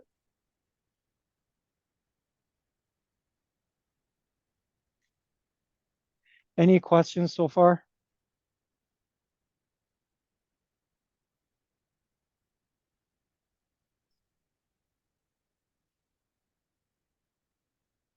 Okay, no, there are no questions. So, okay, Yeah, here I need, go I ahead, actually I Chris. did have a question, Mustafa. Did you move? I missed it. Did you move two edges when you did the move edge, or did you just move one of them? I just moved one. Because Does it I need to do mean, two? yeah, well, you don't have to, but good practice if you zoom into the edge that's parallel to this one on the other side of the room, on the other side of the room, the outdoor side of it, same room but the outdoor side This of it. room? This room or No, this no, room? no, no, the the one with the skylight. Yeah, okay. And if you look at the other edge of it, this just will show you the reason why Right. that was mismatched, Oh, because it was was because it was extruded. extruded not perfectly vertically, which is not something you'll ever see from our Revit plugin because all those are perfect extrusions of the XY plan. But this is very common for people making raw geometries in Rhino that they'll extrude it and not realize that they're extruding it along the Z vector. Right. So maybe good practice if you do see these little tiny gaps like that, just Okay. to check the other side to make sure it was extruded properly. This is Um, something that this PO check adjacency should have cached for us, which it yeah, didn't. the thing is, I'm surprised. I think But when yes. it's normal BREP geometry for some reason, because I noticed when I selected everything, it went away, but when I just selected two rooms, it showed it. Okay. So yeah, I don't I know, think but yeah, good point. Again, this is very small and tiny, not like a huge issue, but we have to fix this. We can fix this. So the way I will fix it is again, um, and I'm going to do this and hopefully it doesn't crash anything, but so you know, so the move edge command and all these commands that we have, if you move them and it creates basically a linear face, it tries to remove it automatically. Sometimes it works, sometimes not. So that's why I always rebuild it and try to just move edges when the geometry is clean. But let me try again. So I selected that. I'm going to select this endpoint and move it here. No, so yeah, this is the error that I said. So it basically causes this to be non-planar now. At least it tells me. Okay, so I'm going to do Control Z, everything outdoor before solving adjacency. And then I'm going to try to do move edge. And if I do move edge, it should give me a planar face now. Control S again, and then PO solve adjacency. And now we should get a model that we want. Again, unfortunately, this one every time will be set to outdoors. So I have to do this one and do PO edit face properties and set this one to ground.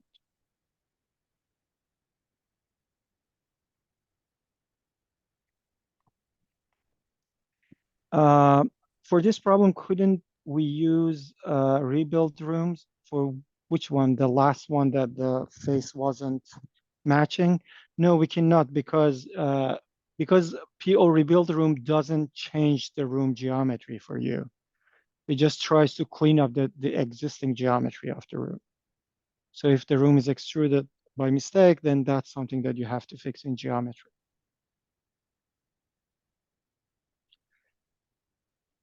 Now we have two options from here to do. We have 1 hour, more than 1 hour, 15 minutes left. And I'm going to show a few slides. But other than that, one is we can clean up some real world models. So these models were just like sample models, right? I have two samples that are models that people sent me for cleanup. Of course, I couldn't share the whole model with you, but I removed all the room names and everything, and I'm just having part of the model that we can work on and clean up. The other path is to go and do, I don't know, to show some simulation, setting up simulation and all that. I think because the focus of the workshop was mostly geometry, I want to do the cleanup geometry. But is there anyone who is interested to see like something specific about simulation? Okay, sure. So okay. If you want me to show something else, just let us know. Okay, cleanup will work. Okay. So if everyone is up for cleanup, I'm going to copy a new model. So I mean, things are going to get real pretty fast in comparison to what we were using so far. So let me go here.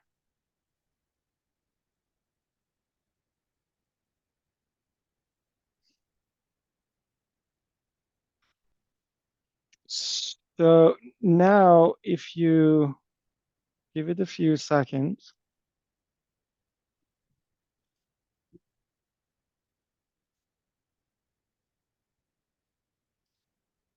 so there should be a model you will find. It's called two underline hospital underline section L0.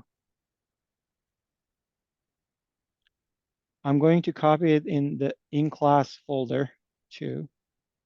And then I'm going to open it in Rhino.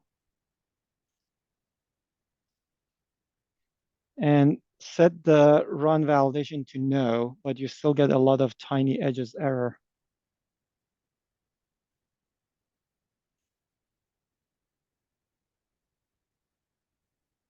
I'm going to close this.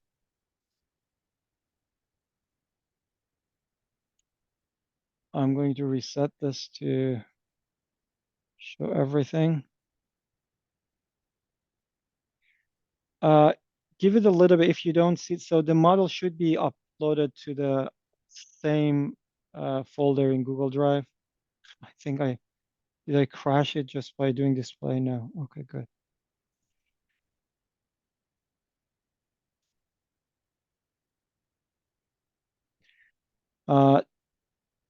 Let me see if I can get the link to the model. Share with Google Drive. Anyone with the link? Okay, so this is the link to the model if you couldn't download it.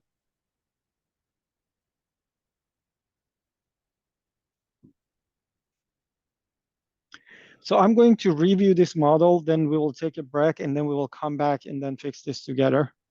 So this is a real model, as I said. It's part of a hospital building, and as you get in hospital buildings, you have all this columns, you know, like here and there on the edges. You have this thick walls that the walls didn't meet each other. You have all these small edges. You should have some, you know, ducts, shafts here, there, all the way. The model has many tiny edges. Probably it showed up when you open the file. And if we run the PO validate model command, you will see that you get overlapping subfaces. You will get colliding rooms. 7 of them are colliding, right?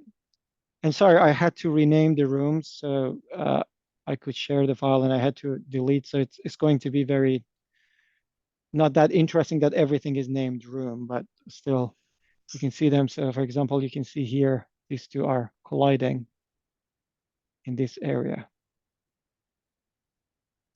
So the plan is to clean this up, probably like, let's say in half an hour. So you can of course follow, right, as I'm doing this, but because I cannot like redo everything many times, or because of the time, may at some point you might fall behind, and I think that's okay. Again, the recording will be available, and I will share the file. I think the main thing that you want to get from this is to understand like how do you go and check the model, what are the things that can go wrong, and what are the commands that you can use to fix them. So one question, when we are dealing with a model exported from Pollination Revit and we are doing cleanup in Rhino, how do we make sure that the area schedule matches as best possible? This is because may need to move rooms in, there's a space in between. Yeah, that's a very good question. And we probably can write an app for you to do that, to compare the before and after for the area. We don't have a great way currently, but it's very doable because you can save the original model as an HVJSON, and then you can get the second model as an HVJSON, and you can compare them. Right now, we do not have a built-in command, but this is a great suggestion. I would post this on the forum. I mean, the easiest way to do it is we can write an app that basically takes two models and gives you a report. Or you could do a grasshopper script too. Yeah, I didn't want both to are bring good ways. Grasshopper. Yes, you can do Grasshopper too. Yes, But yeah, 100%. both are valid ways. Yeah, what if we Whichever do you that feel comfortable actually? in. Yeah, we can actually do that. That's a good closing to the workshop.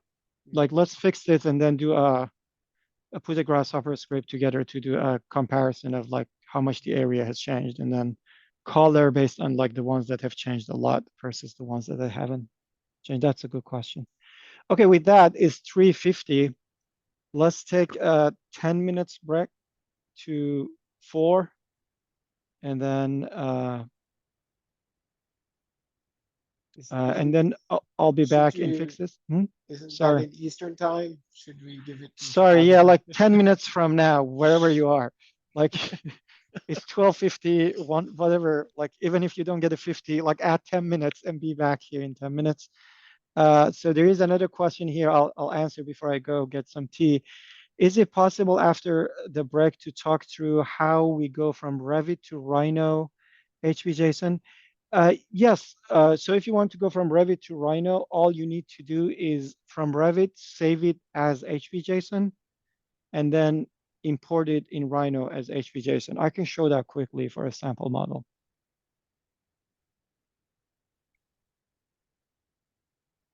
Yeah. Also, I mean, I think Toby must have missed the workshop this morning, but that's everything we Right. covered this morning was just about saving HPJSONs basically from Right. I Revit. mean,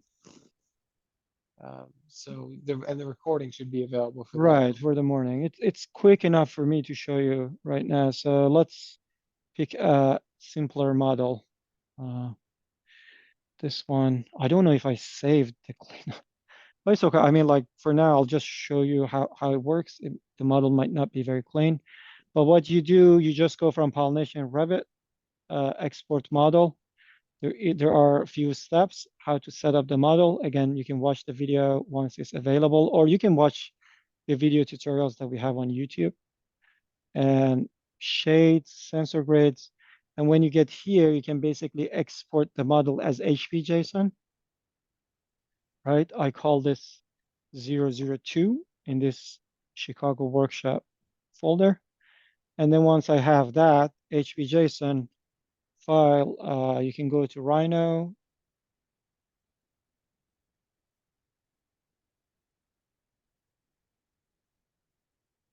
And if you have Pollination Rhino installed, you can import HVJSON models natively. It's one of the files that are supported. So I can open that, run the validation. No, so this is basically the model I just exported from Revit coming to Rhino, right? and everything that is assigned in the Revit plugin will make it through to the Rhino plugin. So if you have construction set, programs, story, everything will be here. Did I answer your question, Toby?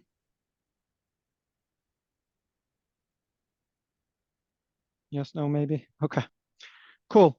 So yeah, let's just stop the recording. Wait, yes, let's stop the recording for now, and then we'll be back in 7 minutes from now. Again, do you know where is pause? Here, I could do it. Right. Great. Okay.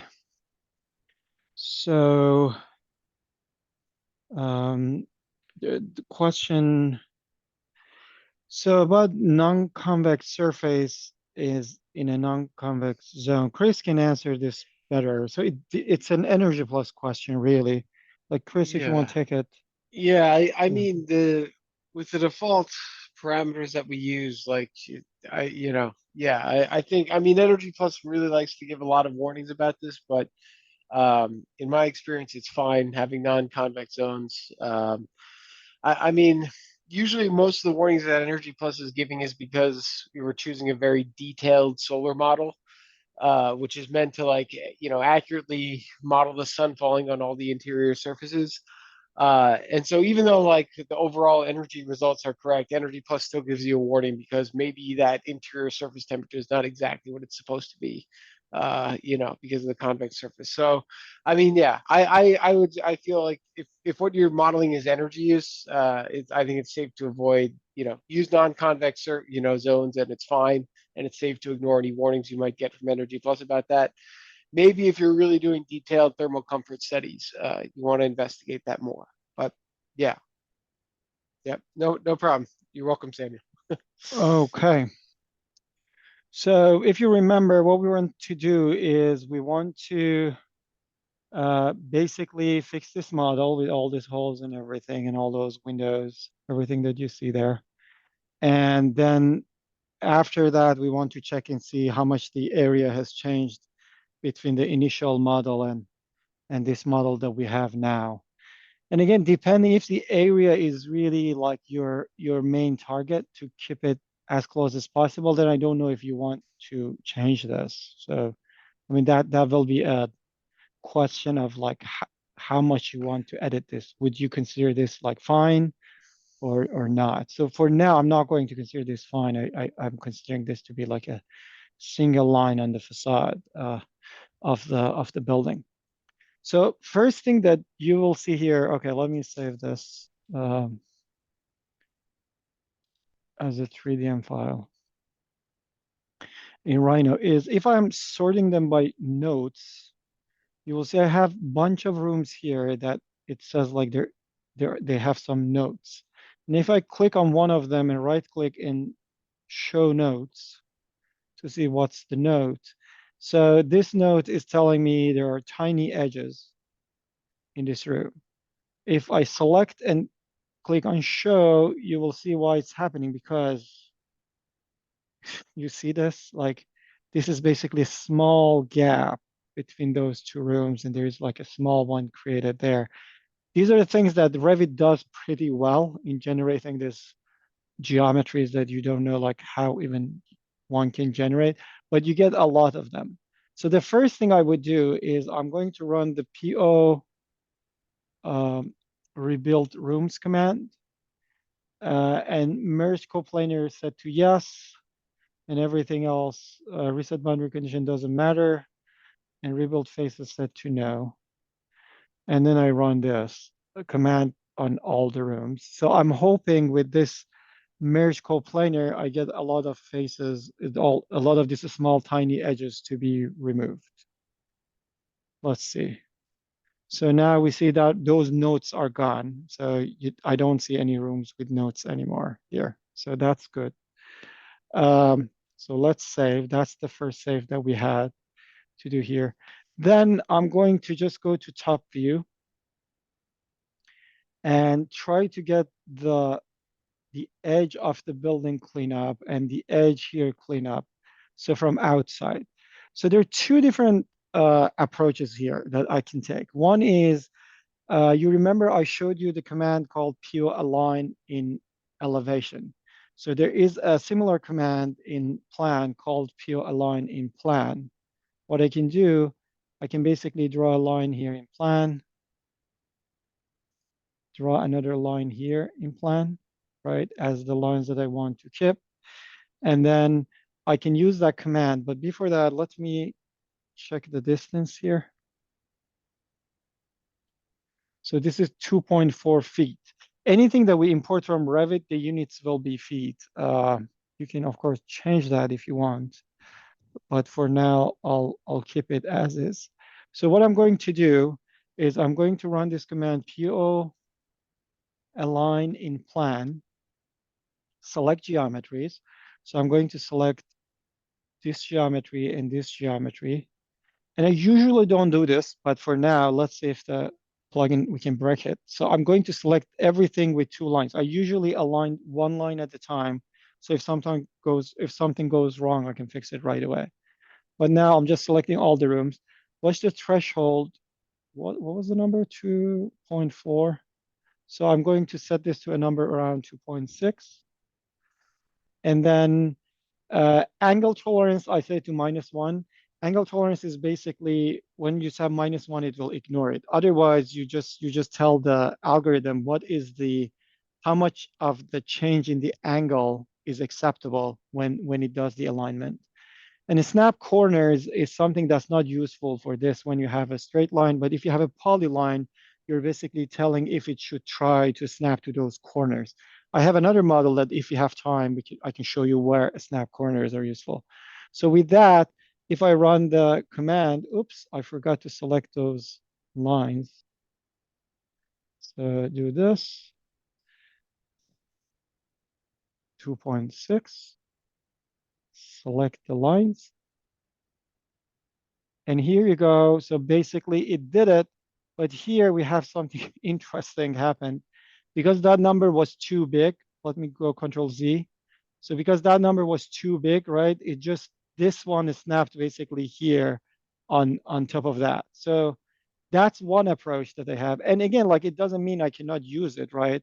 I can do PO align in plan again and select all these geometries here, select this and align that part.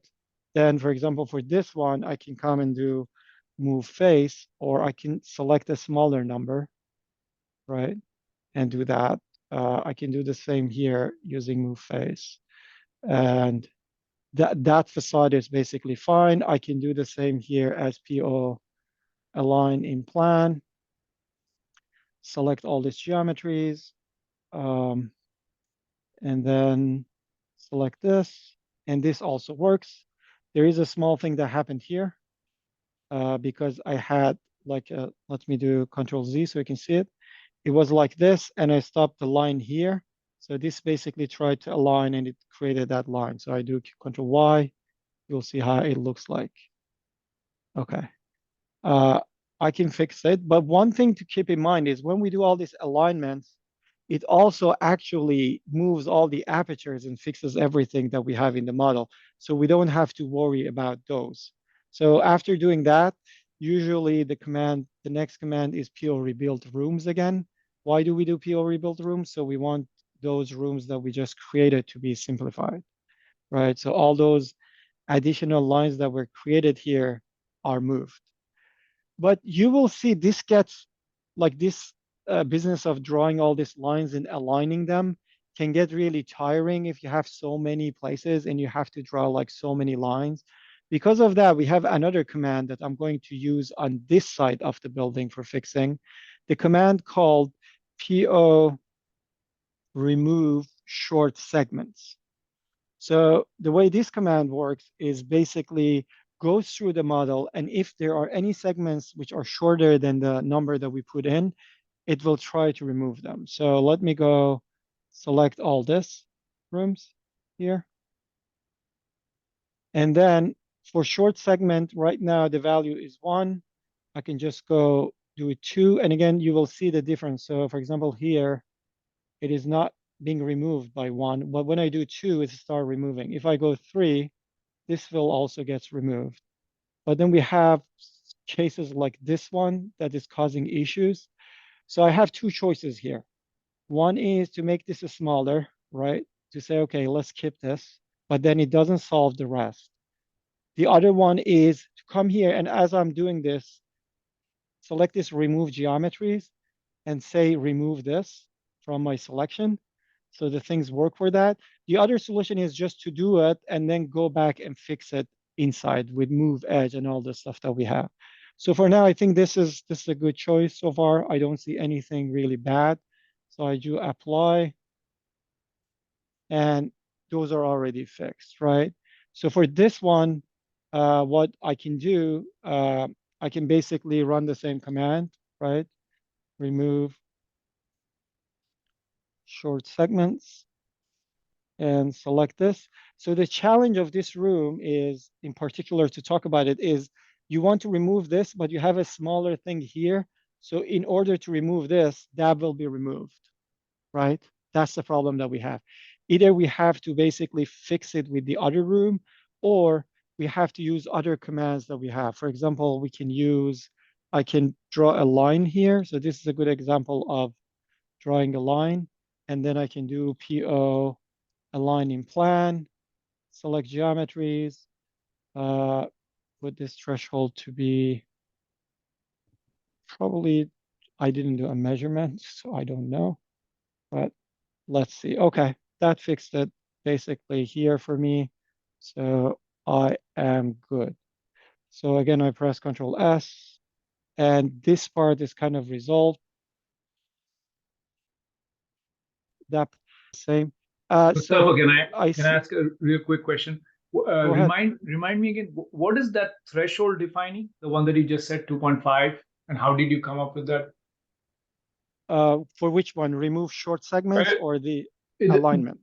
The alignment. Okay, sure. So let's use this as an example. So I'm going to draw a line here.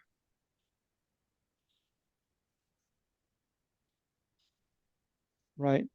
So this distance here is what?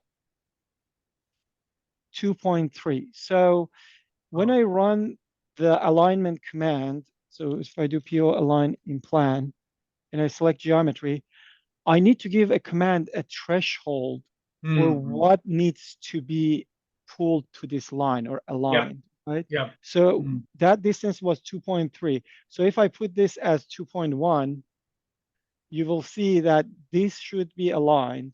This should be aligned too, but anything which is larger than 2.1 will stay where they are.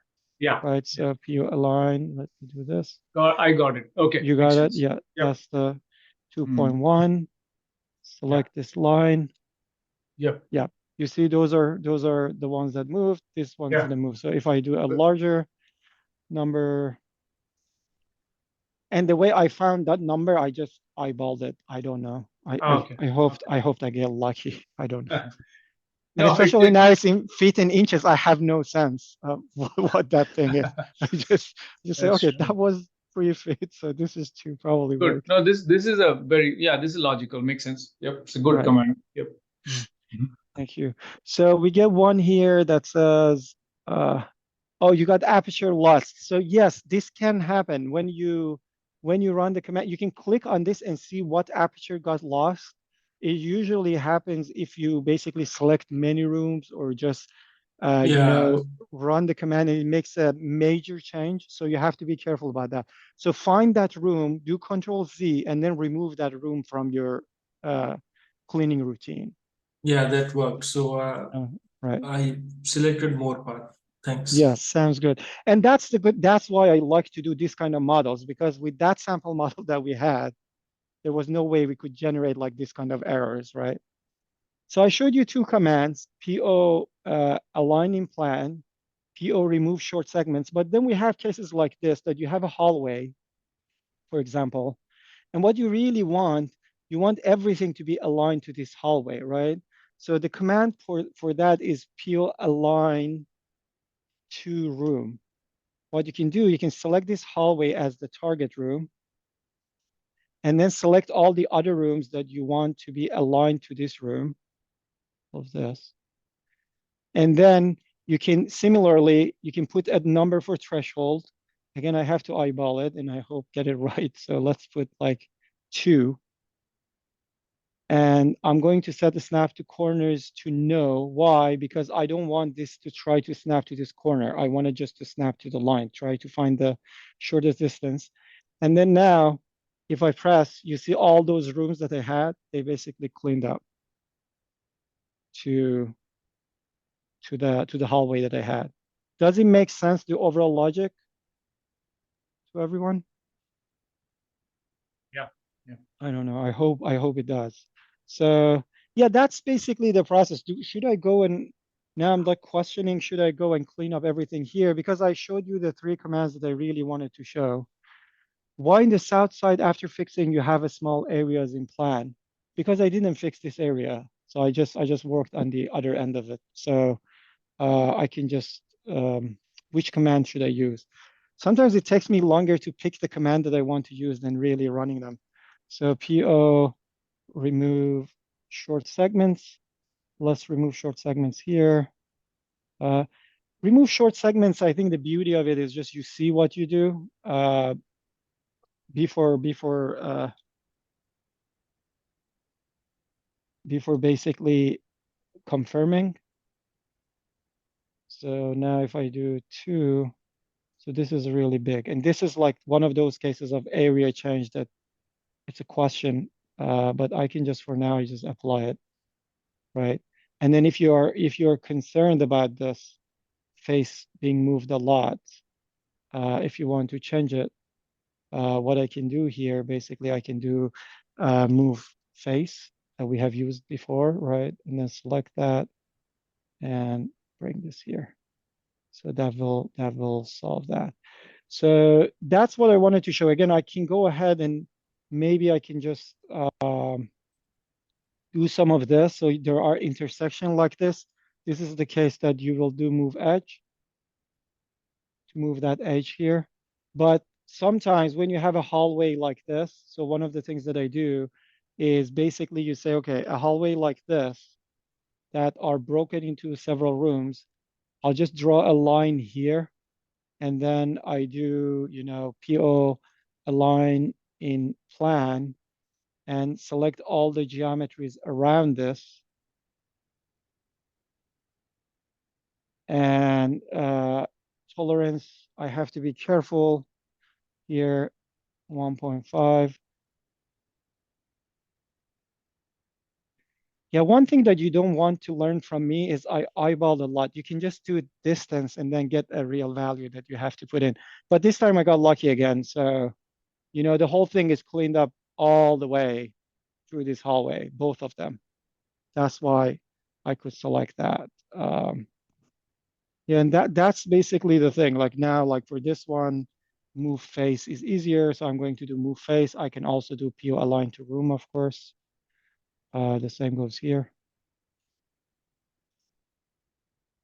And if you're thinking why I pick between these commands, I don't have a great logic.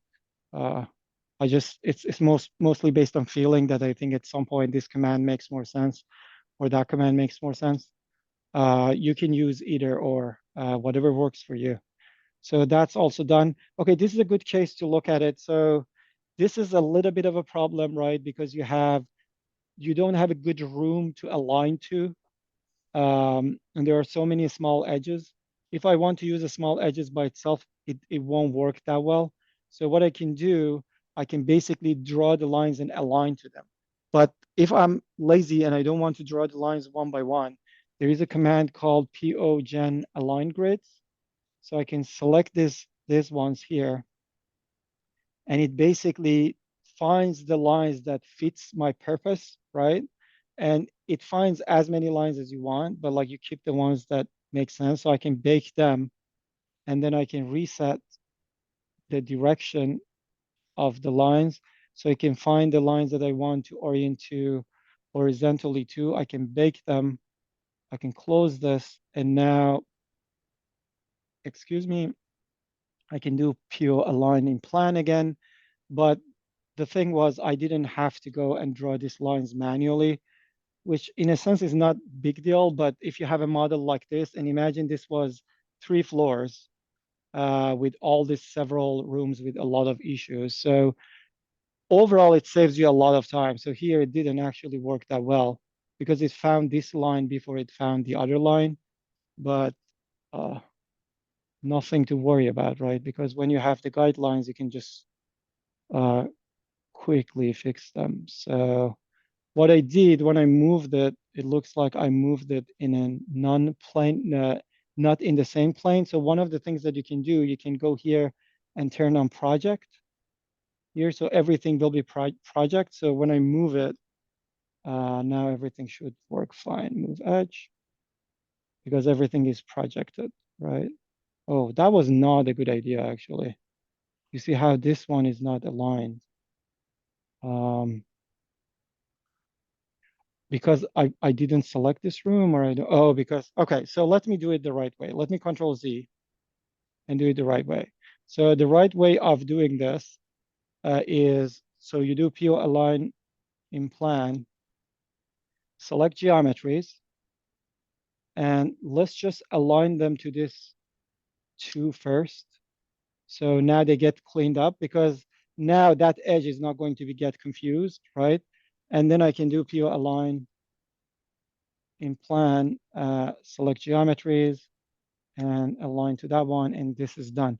So one thing that I hope you get from this, what I'm doing and the way I'm doing it, by having all this Control Z, by having this that you can see what can go wrong, you should feel free to be more experimental, right? To quickly fix the stuff. One of the issues that I have seen in the other software for preparing geometry, if you make one mistake, then the whole thing just blows up. Because of that, people, like we just basically compromise a lot. One of the good things about the Rhino plugin, you don't need to compromise anymore on that sense, like whenever it makes sense, of course. Why do we want to remove the negative space from these plans in the first place? Wouldn't column in a room play a role in the analysis? Good question. So the reason we want to do that, if you want to do energy analysis, if they don't match, then this will be set to outdoor, not indoor. We want all of them to be set to indoor. So they match another faces. We cannot have holes for the energy simulation. That's why we want them to match. Another question, should the line touch all the rooms when we need to do a lining plan? Good question. So touch in the meaning of like, so physically, it can be in a different elevation. It doesn't matter. But I believe, let's try it. I don't remember. I think line are finite. They may not. Okay, let me do this. Yeah, I mean, because I think it'll align to like the endpoint of the line. If I think so because we yeah. so pure align in plan. So let's see if this one gets aligned, right? Select this. Put a large threshold. 2. Oh, select this. Threshold of 2. Select this. No, it doesn't. So yes, it should be. So if you want it to be aligned, like it should all the way pass here for that one to work. Okay. Okay. Great. So this is it. What time is it? 4:24. I can spend some time and clean up all this, but I feel like there is nothing new for you to learn basically during the process. So you learn move face, move edge, aligning plan, align to room, and PO remove short segments. So those are all the commands that you need to use. So what I'm going to do is I'm going to do the other one that someone asked, how to compare the areas and see like how much the areas have changed. So Control S. I'm going to save this as another HB JSON. I don't need to actually. So I'm going to go to Grasshopper. I'm going to bring this model to Grasshopper, get model, right? And I'm going to read the original HB JSON file that I had using this honeybee command, honeybee component. Interesting that I'm calling everything a command now. File path. So where was the file?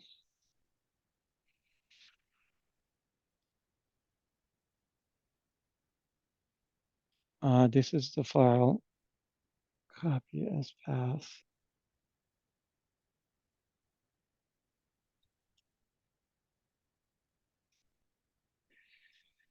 And I should say, as I'm doing this, I'm thinking like, how do I do this without using Python? So now I have the model. So this is the original model here. This is the updated model. What I can do, I can get the rooms of these models using this component. Basically, I can deconstruct them. And I can get the room areas using Python. Chris, how do you get it without using Python? Well, you could always deconstruct the room by faces and then take the area, use the native grasshopper area component. Actually, there may We be could when use HB visualize by type or boundary condition and then wait, sum up Right. the. there's a honeybee component. It's under visualize and it's called geometry properties. It's Okay. HB geometry properties, Geometry. and that one will actually tell you the floor area. Okay, awesome. So And I it can get, even tells you the floor area minus the wall thickness of the EP constructions. okay, that's very nice. But now the challenge is how to How do you match the match them? order without using with the Grasshopper native components. Yeah. So, well, you can get all the IDs of the rooms by using any of the the visualized components, like either the color You know rooms or what? late label rooms. We have around half an hour left, and I think we can use it to show how to fix curved. And this wasn't supposed to be a Grasshopper workshop, so I'm going to use Python, knowing that many people may not follow. Is that okay? And then it's faster. I'm pretty sure there is a way to do it in Grasshopper too, if you get all the identifiers. I'll post the file that does it in Grasshopper if you Okay, can yeah, run a thank you. Grasshopper native. That's good. So um, if I'm going to use Python, then so this will be, I'll make this a list. I'll make this one list access. Type hint is no type. Type in is no type. So I'm going to connect these rooms here, connect these rooms here. So X is basically all the rooms that I have in from the changed model. Y is all the ones that I have from the new model. So what I'm going to do, I'm going to collect all the identifiers of the rooms from the original model, right? Make a dictionary that have identifier, and then I put the first area, the current area as the first item. And then I'm going to use the next model, find the same ID and add the second area that I have. And then I'm going to use basically calculate the, what do we want? Do we want the percentage of the area changed, or do we want the exact value of the area changed? I mean, anything can work. Like, well, Okay, yeah, I'm taking it too seriously, I think, at this point. Okay, so for that, how do we do that? So for Y, so let's say rooms data is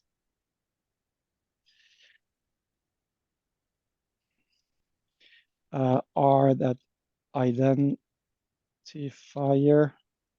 and room.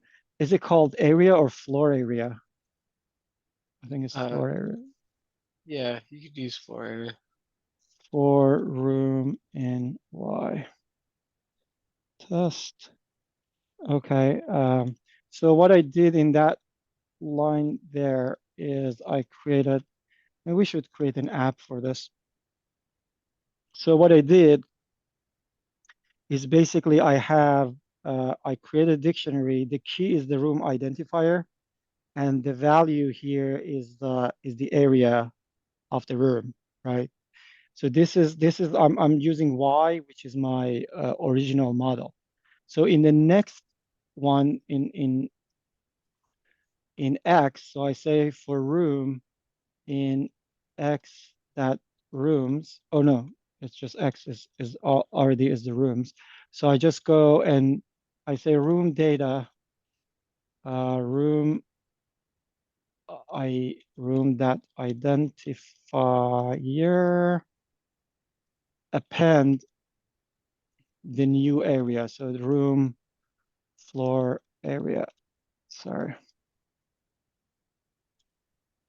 So now if I run this and print, room data is not defined. So what did I call this? Rooms data.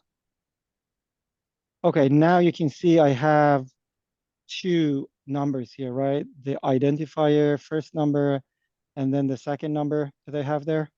So what I can do, I can now for every single room, I can give you the difference between the first number and the second number.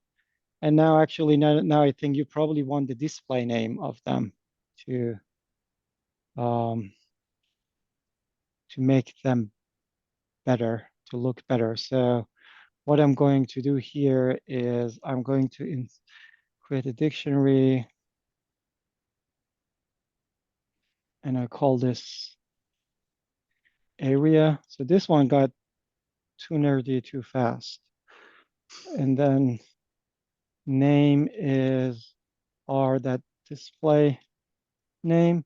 And I think that's one of the things that is interesting about the whole Pollination Ladybug Tools ecosystem, that if you learn it, because everything is open, first of all, and then everything is documented, and then you can basically automate a lot of the stuff that in other tools you have to do manually, like this one that we're doing now.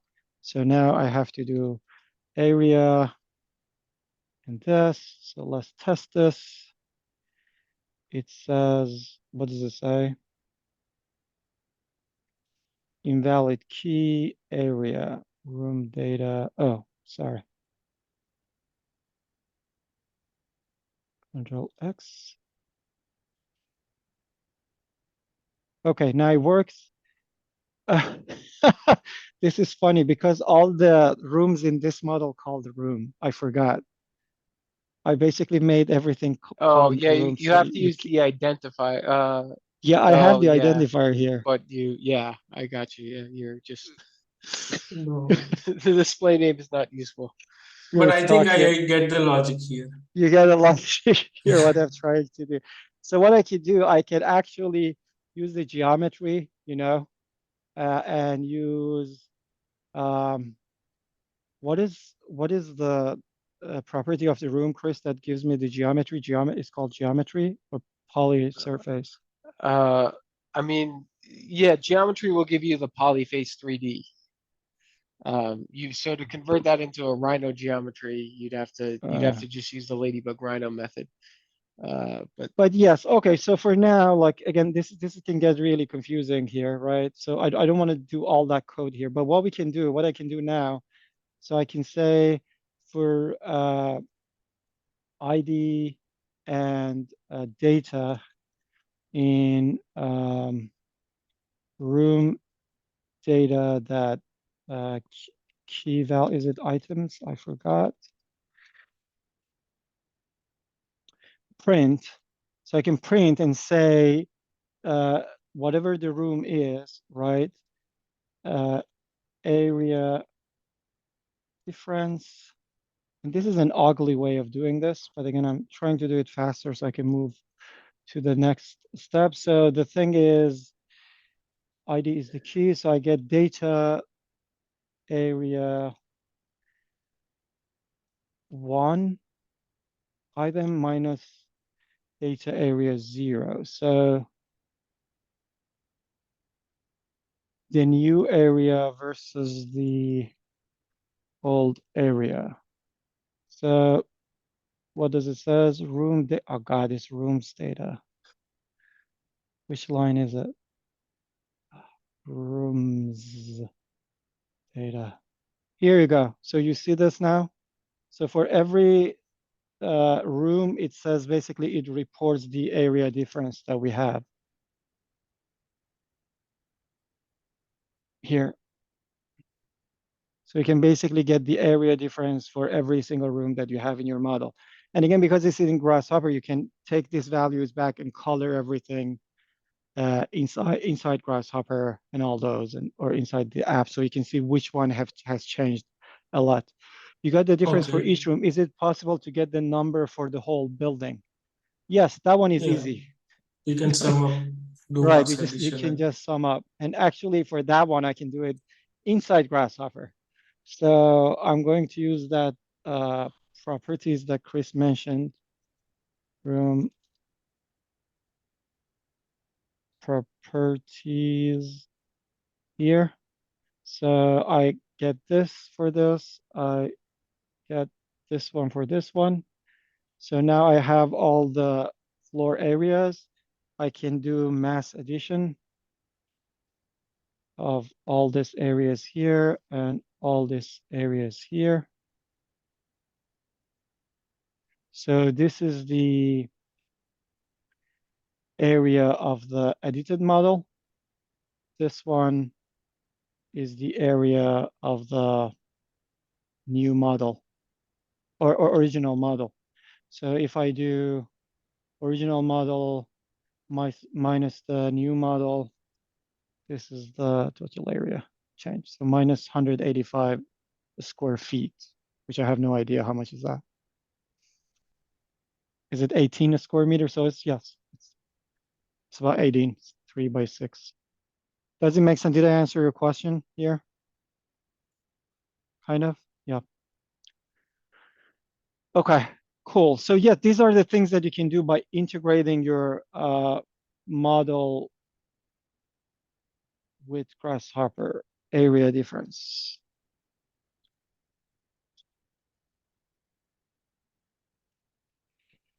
Any questions so far?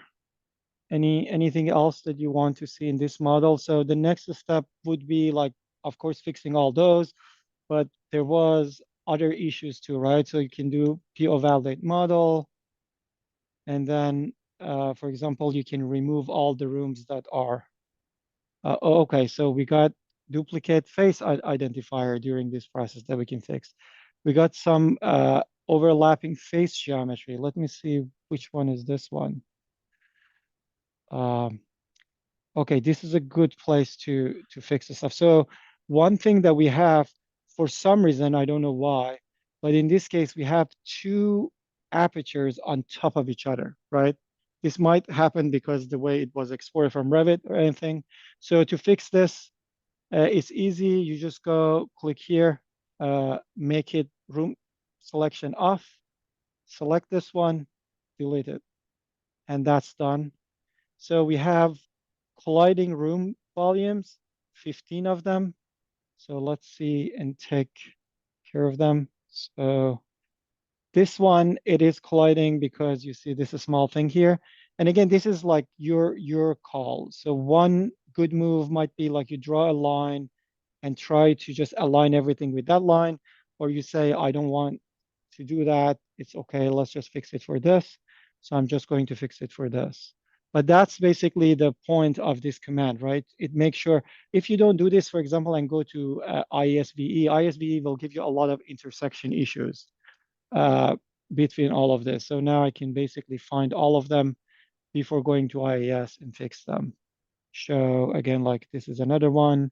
So for this one, probably I can do PO align to room and PO align to this room, this one, and oh, that didn't work as good as I wanted.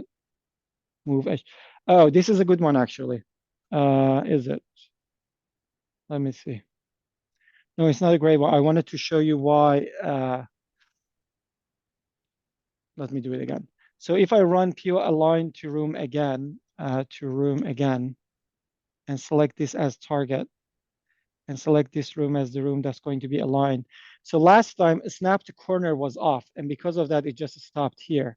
If I set the snap to corner to on, it should try to snap to this corner. Oh, the number was too big, so this one also snapped to this corner.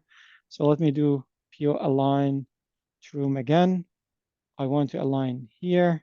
I want this room to be aligned, and the threshold, let's make it 1. So now you see what happened. So if you have a case like this, that you have an edge and you want to be aligned to the edge, that's where you use snap corner. So again, that's the process. So now like I aligned all of those. I can do revalidate, select everything is already selected by default. And then I run the validate again. Now you see like I have 12 cases that I have to go and solve. And you can select multiple of them and press show if you want to see all the areas that the issues are happening. You don't need to do one by one, right? You can just keep it on and start like fixing all this. That's your choice. But I hope this gives you an idea about like how do you approach a model like this and try to fix all the holes and the small edges and everything that it has. Any questions? No. Okay. Go ahead, Mustafa, Chris. if you wouldn't mind me sharing my screen, I have the fully working sample of the grasshopper file. I also put it in the in-class folder if people want it Sure. for coloring the room areas with differences. Yeah, that's Let's great. So can I, how do, okay, stop share. see. Go ahead. Yeah, here we go. Let's share this screen. So you can see, yeah, I mean, there are multiple ways to do it. Obviously, Mustafa showed in Python, but like this method I put together here uses just native Grasshopper and Ladybug Tools components, and it will actually give you like a legend with the square foot difference basically between that room and the previous room. So you can see like this one changed a lot, for example. Right, it gives you this color-coded visual here. So the way that this was done, oops. Is that the square feet or is that percentage? That there is a small room that says like it has changed for 50 square Yeah, feet. there's one room that changed a lot, and I No, probably, yeah. that is the smaller one. There is one up if you, yeah, that one in the corner. Oh, Yes. this one? How this one Yeah. can change for 50 feet. I mean, how much is 50 feet? Is 5 square meter? Yeah, it's 5 square meter, and I mean, if we don't have an easy Maybe. way to, I guess I can figure out from the volume. If the volume is 137, yeah, I mean, wait a minute, 50 times 3 would be 100. Yeah, that definitely is a lot for that one. There's a lot for that. But I think Yeah. like it's a good visualization, at least for people to see how it works. I mean, yeah, maybe the original one was a lot larger. Maybe that's how, and it shrunk somehow. So Maybe you because can I aligned it. use that the wireframe component to Yeah, visualize that's the right. original one. Yeah, yeah, exactly just thinking that. So if we look at the original rooms, huh. Yeah, Well, something doesn't add up there. This this can't be. yeah, maybe, yeah. Well, I mean, I know. So what I am doing here, let me just make sure that the number of items, because there were a few rooms that also got deleted. So this is 165. And is that 100? Yeah, it's 165. So I know in my case, yeah, there were like a few rooms that I deleted, like 7 rooms, I guess, because they were too small. I didn't think that this created, I mean, because you can kind of see like the rooms are generally correctly So can aligned. I have a suggestion? Yeah. Let's not make this a grasshopper debugging session. Yes. I think it's Yeah. good that But we show the workflow so people understand the workflow, and then of course there is something yeah. out of order. Yes. Yeah, I mean, maybe it's something out of order, just something else to figure out here. But I mean, yeah, the basic principle is that you can use that component that gives you the floor area, and you could use the one that labels it with the identifiers and a native Grasshopper member index component. And that should basically allow you to match the two areas, and then you can take the difference between the two. And these are just Ladybug Tools components I'm using here to color the geometry based on and give you that nice legend. Right, so if you know how to do it, you can set up simple scripts to allow you to debug things like this.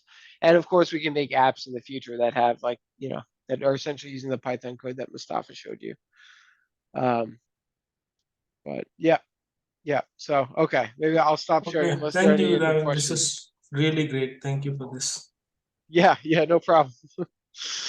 Okay, so I'll stop sharing unless anyone has any other questions in the chat or anything.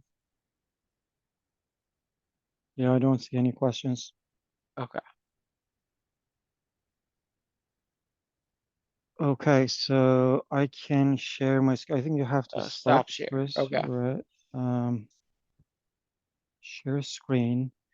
I have another sample that I can share, but I think what I'm going to do, I'm going to show like wrap up the presentation first. And then if you have time and if you have no questions, I can go through that. Otherwise, we'll just call it a day. So can you see my screen? Yes. Okay, so we worked on this and we worked on at least one other model.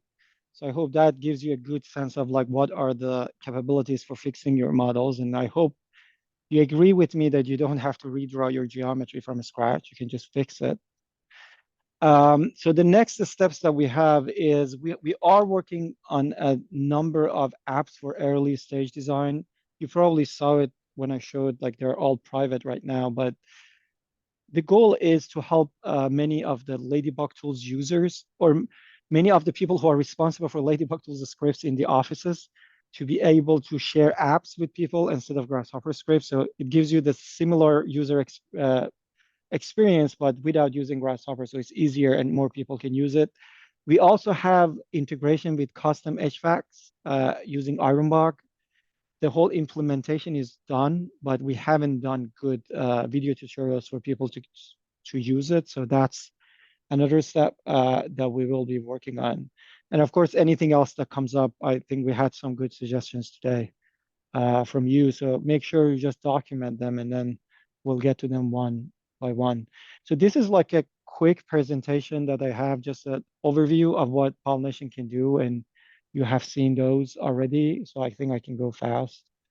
So Pollination Rhino plugin, again, I think hopefully you agree that it's the best tool that you have for generating these models because it's built on top of Rhino.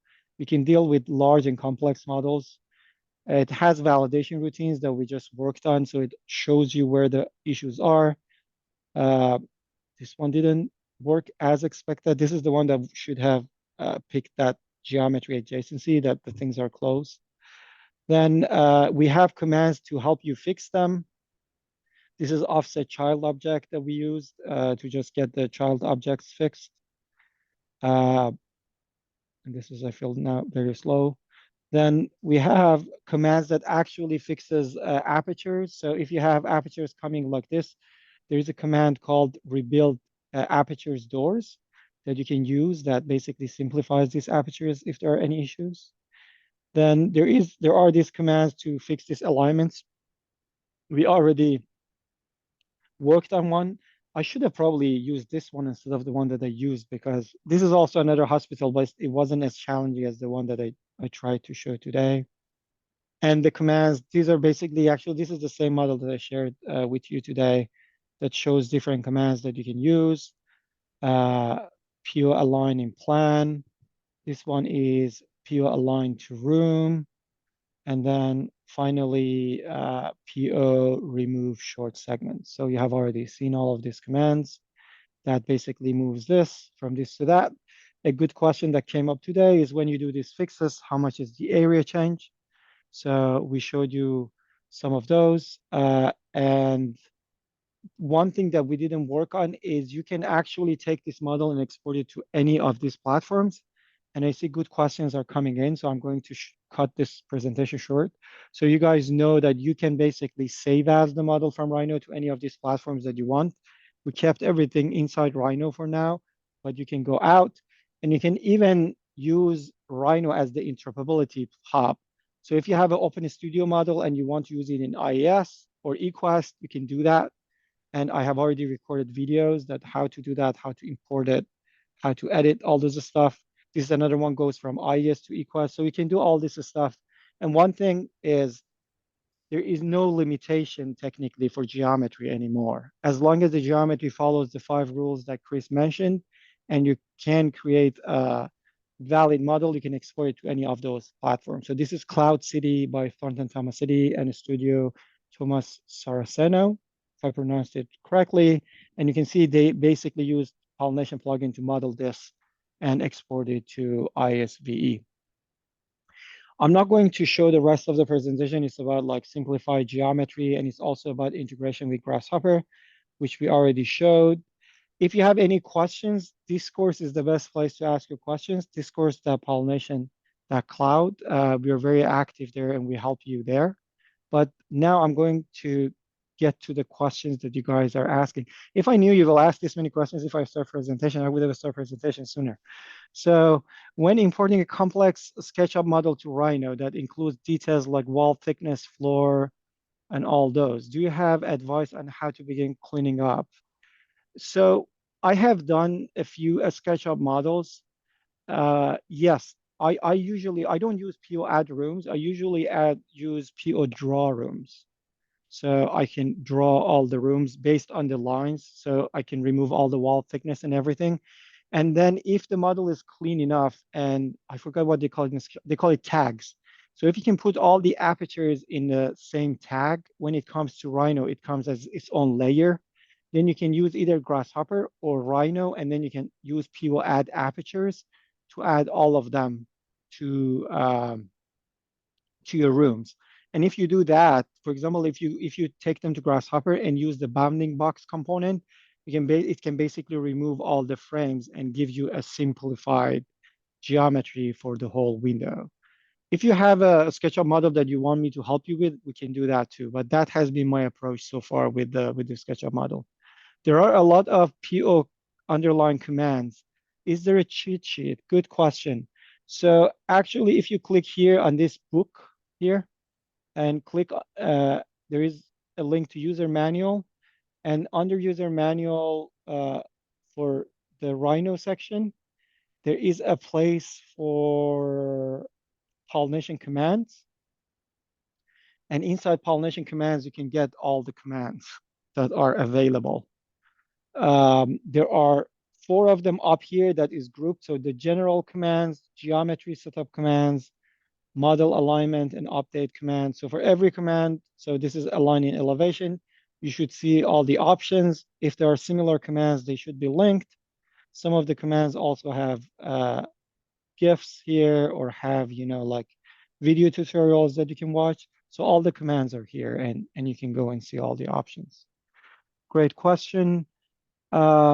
So the idea is to fully operate within pollination and the honeybee zones all done inside Rhino, not using Grasshopper. It depends. Ideally, you want to keep as much as you can inside Rhino for geometry, but you can go both ways. Again, as I said, you can do everything in Grasshopper and then bake the geometry back into Rhino. So yes, ideally is like as long as you do geometry in Rhino, it's easier because you can do everything that you need, like all the model setup there. How can we add material to the model? Good question. So this is something that we didn't cover today, and I focused on geometry. But for every room, let's say every room that you have, right? If you click on this edit here, or if you right click on the room and do edit properties, you can change all the properties of the room. So you can change construction set, you can change program type, you can change HVAC. And if you're concerned about the radiance side, you can change the modifier set. So this is in the level of the room, right? So let me do this. And this model is a little bit large to do it quickly, or maybe not, because I said it's easy to deal with large models. So let's see if it holds up. So if I do copy color by room properties or color by face properties, so let's check radiance modifier.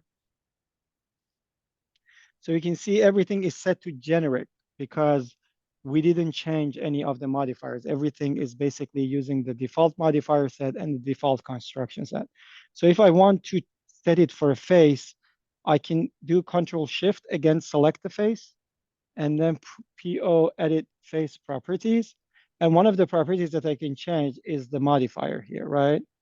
So I can select this one and then set it to something different, like opaque door. I don't know.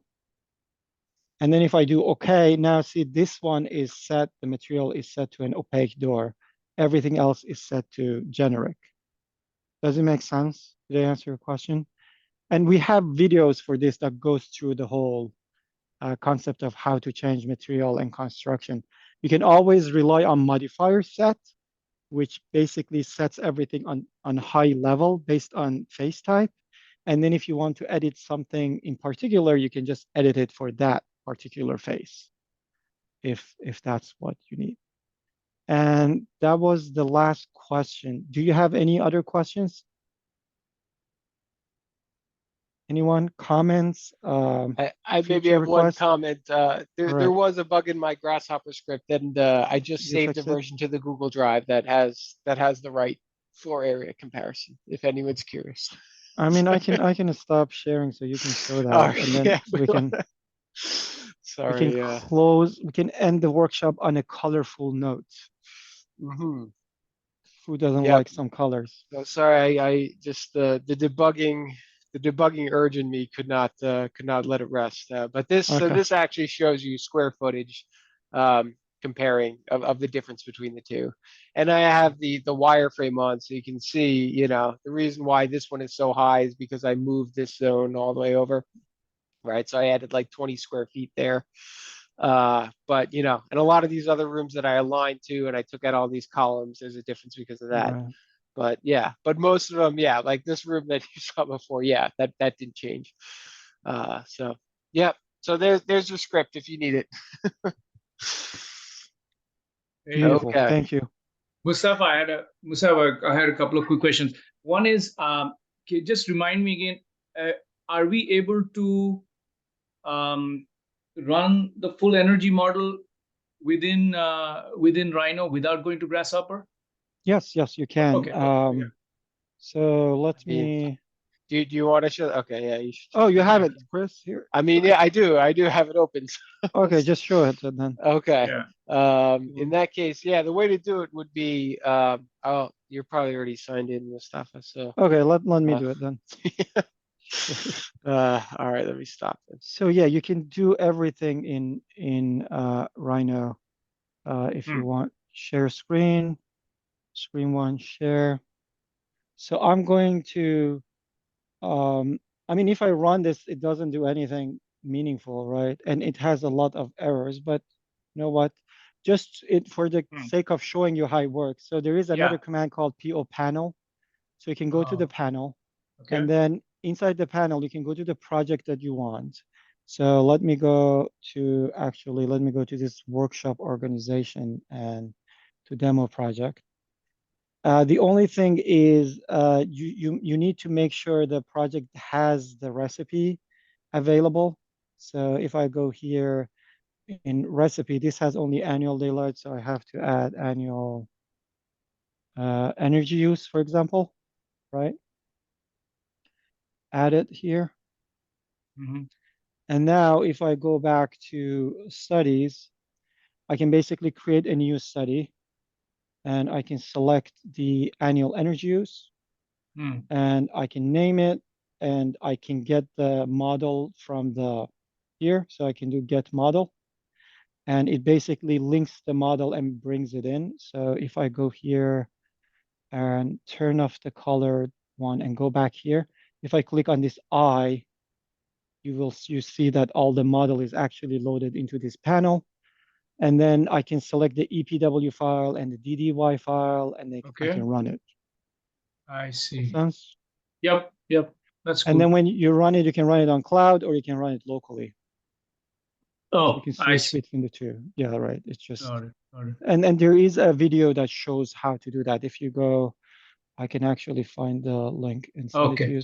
So if you go to discourse, announcements, it should be here.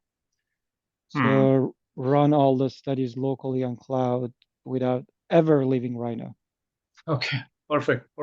That's Ever. awesome. That's great. Uh, Just one more follow-up. As you know, I'm more familiar with the Grasshopper plugin, obviously. So it seems like a lot of the model manipulation and corrections that you did, that's where the Rhino plugin comes in, right? Am I correct? Because I don't think that can be done through the Grasshopper. it takes much longer to do in Grasshopper. How can we And in say that case, you'd have to use native Grasshopper components to do. You wouldn't have nice, clean commands, right? The Right, stuff no, that you you're don't showing me, have like that. align to like a Correct. plane, and I mean those are awesome commands. Right. And the other thing is, for example, when you do solve adjacency in Rhino, you just do it Yeah. once and it's there. And then when you load the model, you have it, right? If you assign all the schedules, everything, because you can do all that. I didn't cover those today, but Mm. you can basically go in the level of, like program type, and then make a custom program type, make all the schedule, everything. And the good thing when you do that in Grasshopper, when you have a large building and you open it, it has to run all the solve JCC again, does all the schedule again, does all the. So all of those are just done in Rhino now. You only use Grasshopper for what it's really good at, which is like parametric studies, or just using quick, simulations if you have simulation script that you want to use. I think there is I don't know, like if I included this slide, but one of the big features of one of the big reasons of using the Rhino plugin with Ladybug tools is this is, I think Chris has it in this one. Let me show it to you.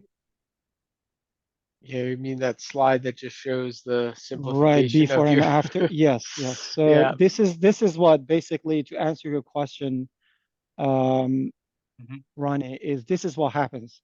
And this is not, I mean, this is not a big Grasshopper script, but still you have all this for geometry, and this is QA, QC, and this is what you run.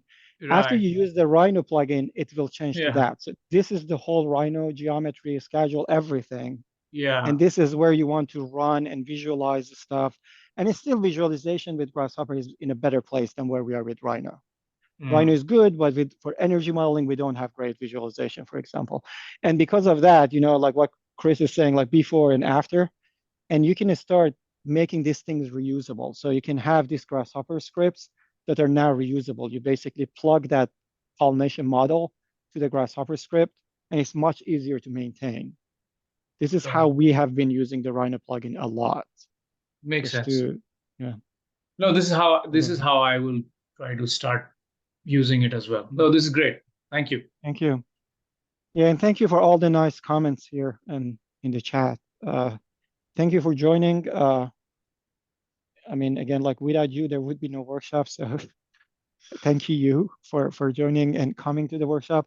I hope we were able to do the goal of this workshop. One, to get you familiar with the overall approaches, right? What's possible, to make you comfortable with hacking and doing stuff and knowing like there is a control Z that you can go back and learn all the visualization that comes with the geometry. And if you get there, that if this workshop helped you to get started with the Rhino plugin and understand how to deal with all the commands and the geometry, then the rest you can just, figure it out by your own, ask questions on the forum, reach out to us. And I think now we have enough users that most of the questions that you have probably have been answered on the forum, but there will be always new questions. And we love, and by love, I mean it, that we love to hear feedback for future requests, bugs, everything. I can't guarantee that everything happens next week, but I can guarantee we read every single email, comment, and we answer, and we do our best to implement it. Some of you on this call can confirm this because we have already been through this kind of processes together. So if you have any questions, if you see something can be automated, if you see you're doing it manually and doesn't make sense, just reach out to us. Don't do it manually. I hope I'm communicating this very clear that we don't want anyone to read raw models from scratch. We are doing all this thing so you don't do that, right? So if there is anything that we can do to help you not to redo stuff, just let us know and we will be really happy. I'm also glad that we get a chance to show you some Grasshopper integration. I think that's a major power of this Rhino plugin, being inside Rhino and having access to Grasshopper. So whenever you pick up Grasshopper, like there are things that are going to be done much, much faster than what could have been done in any other energy modeling environment. With that, I think this will be the end of the workshop. Thank you so much, and we can probably stop recording. Yeah. Yeah. And Chris, can you, if you can Do help you with want this? me? Yeah, I'll Yeah. stop it.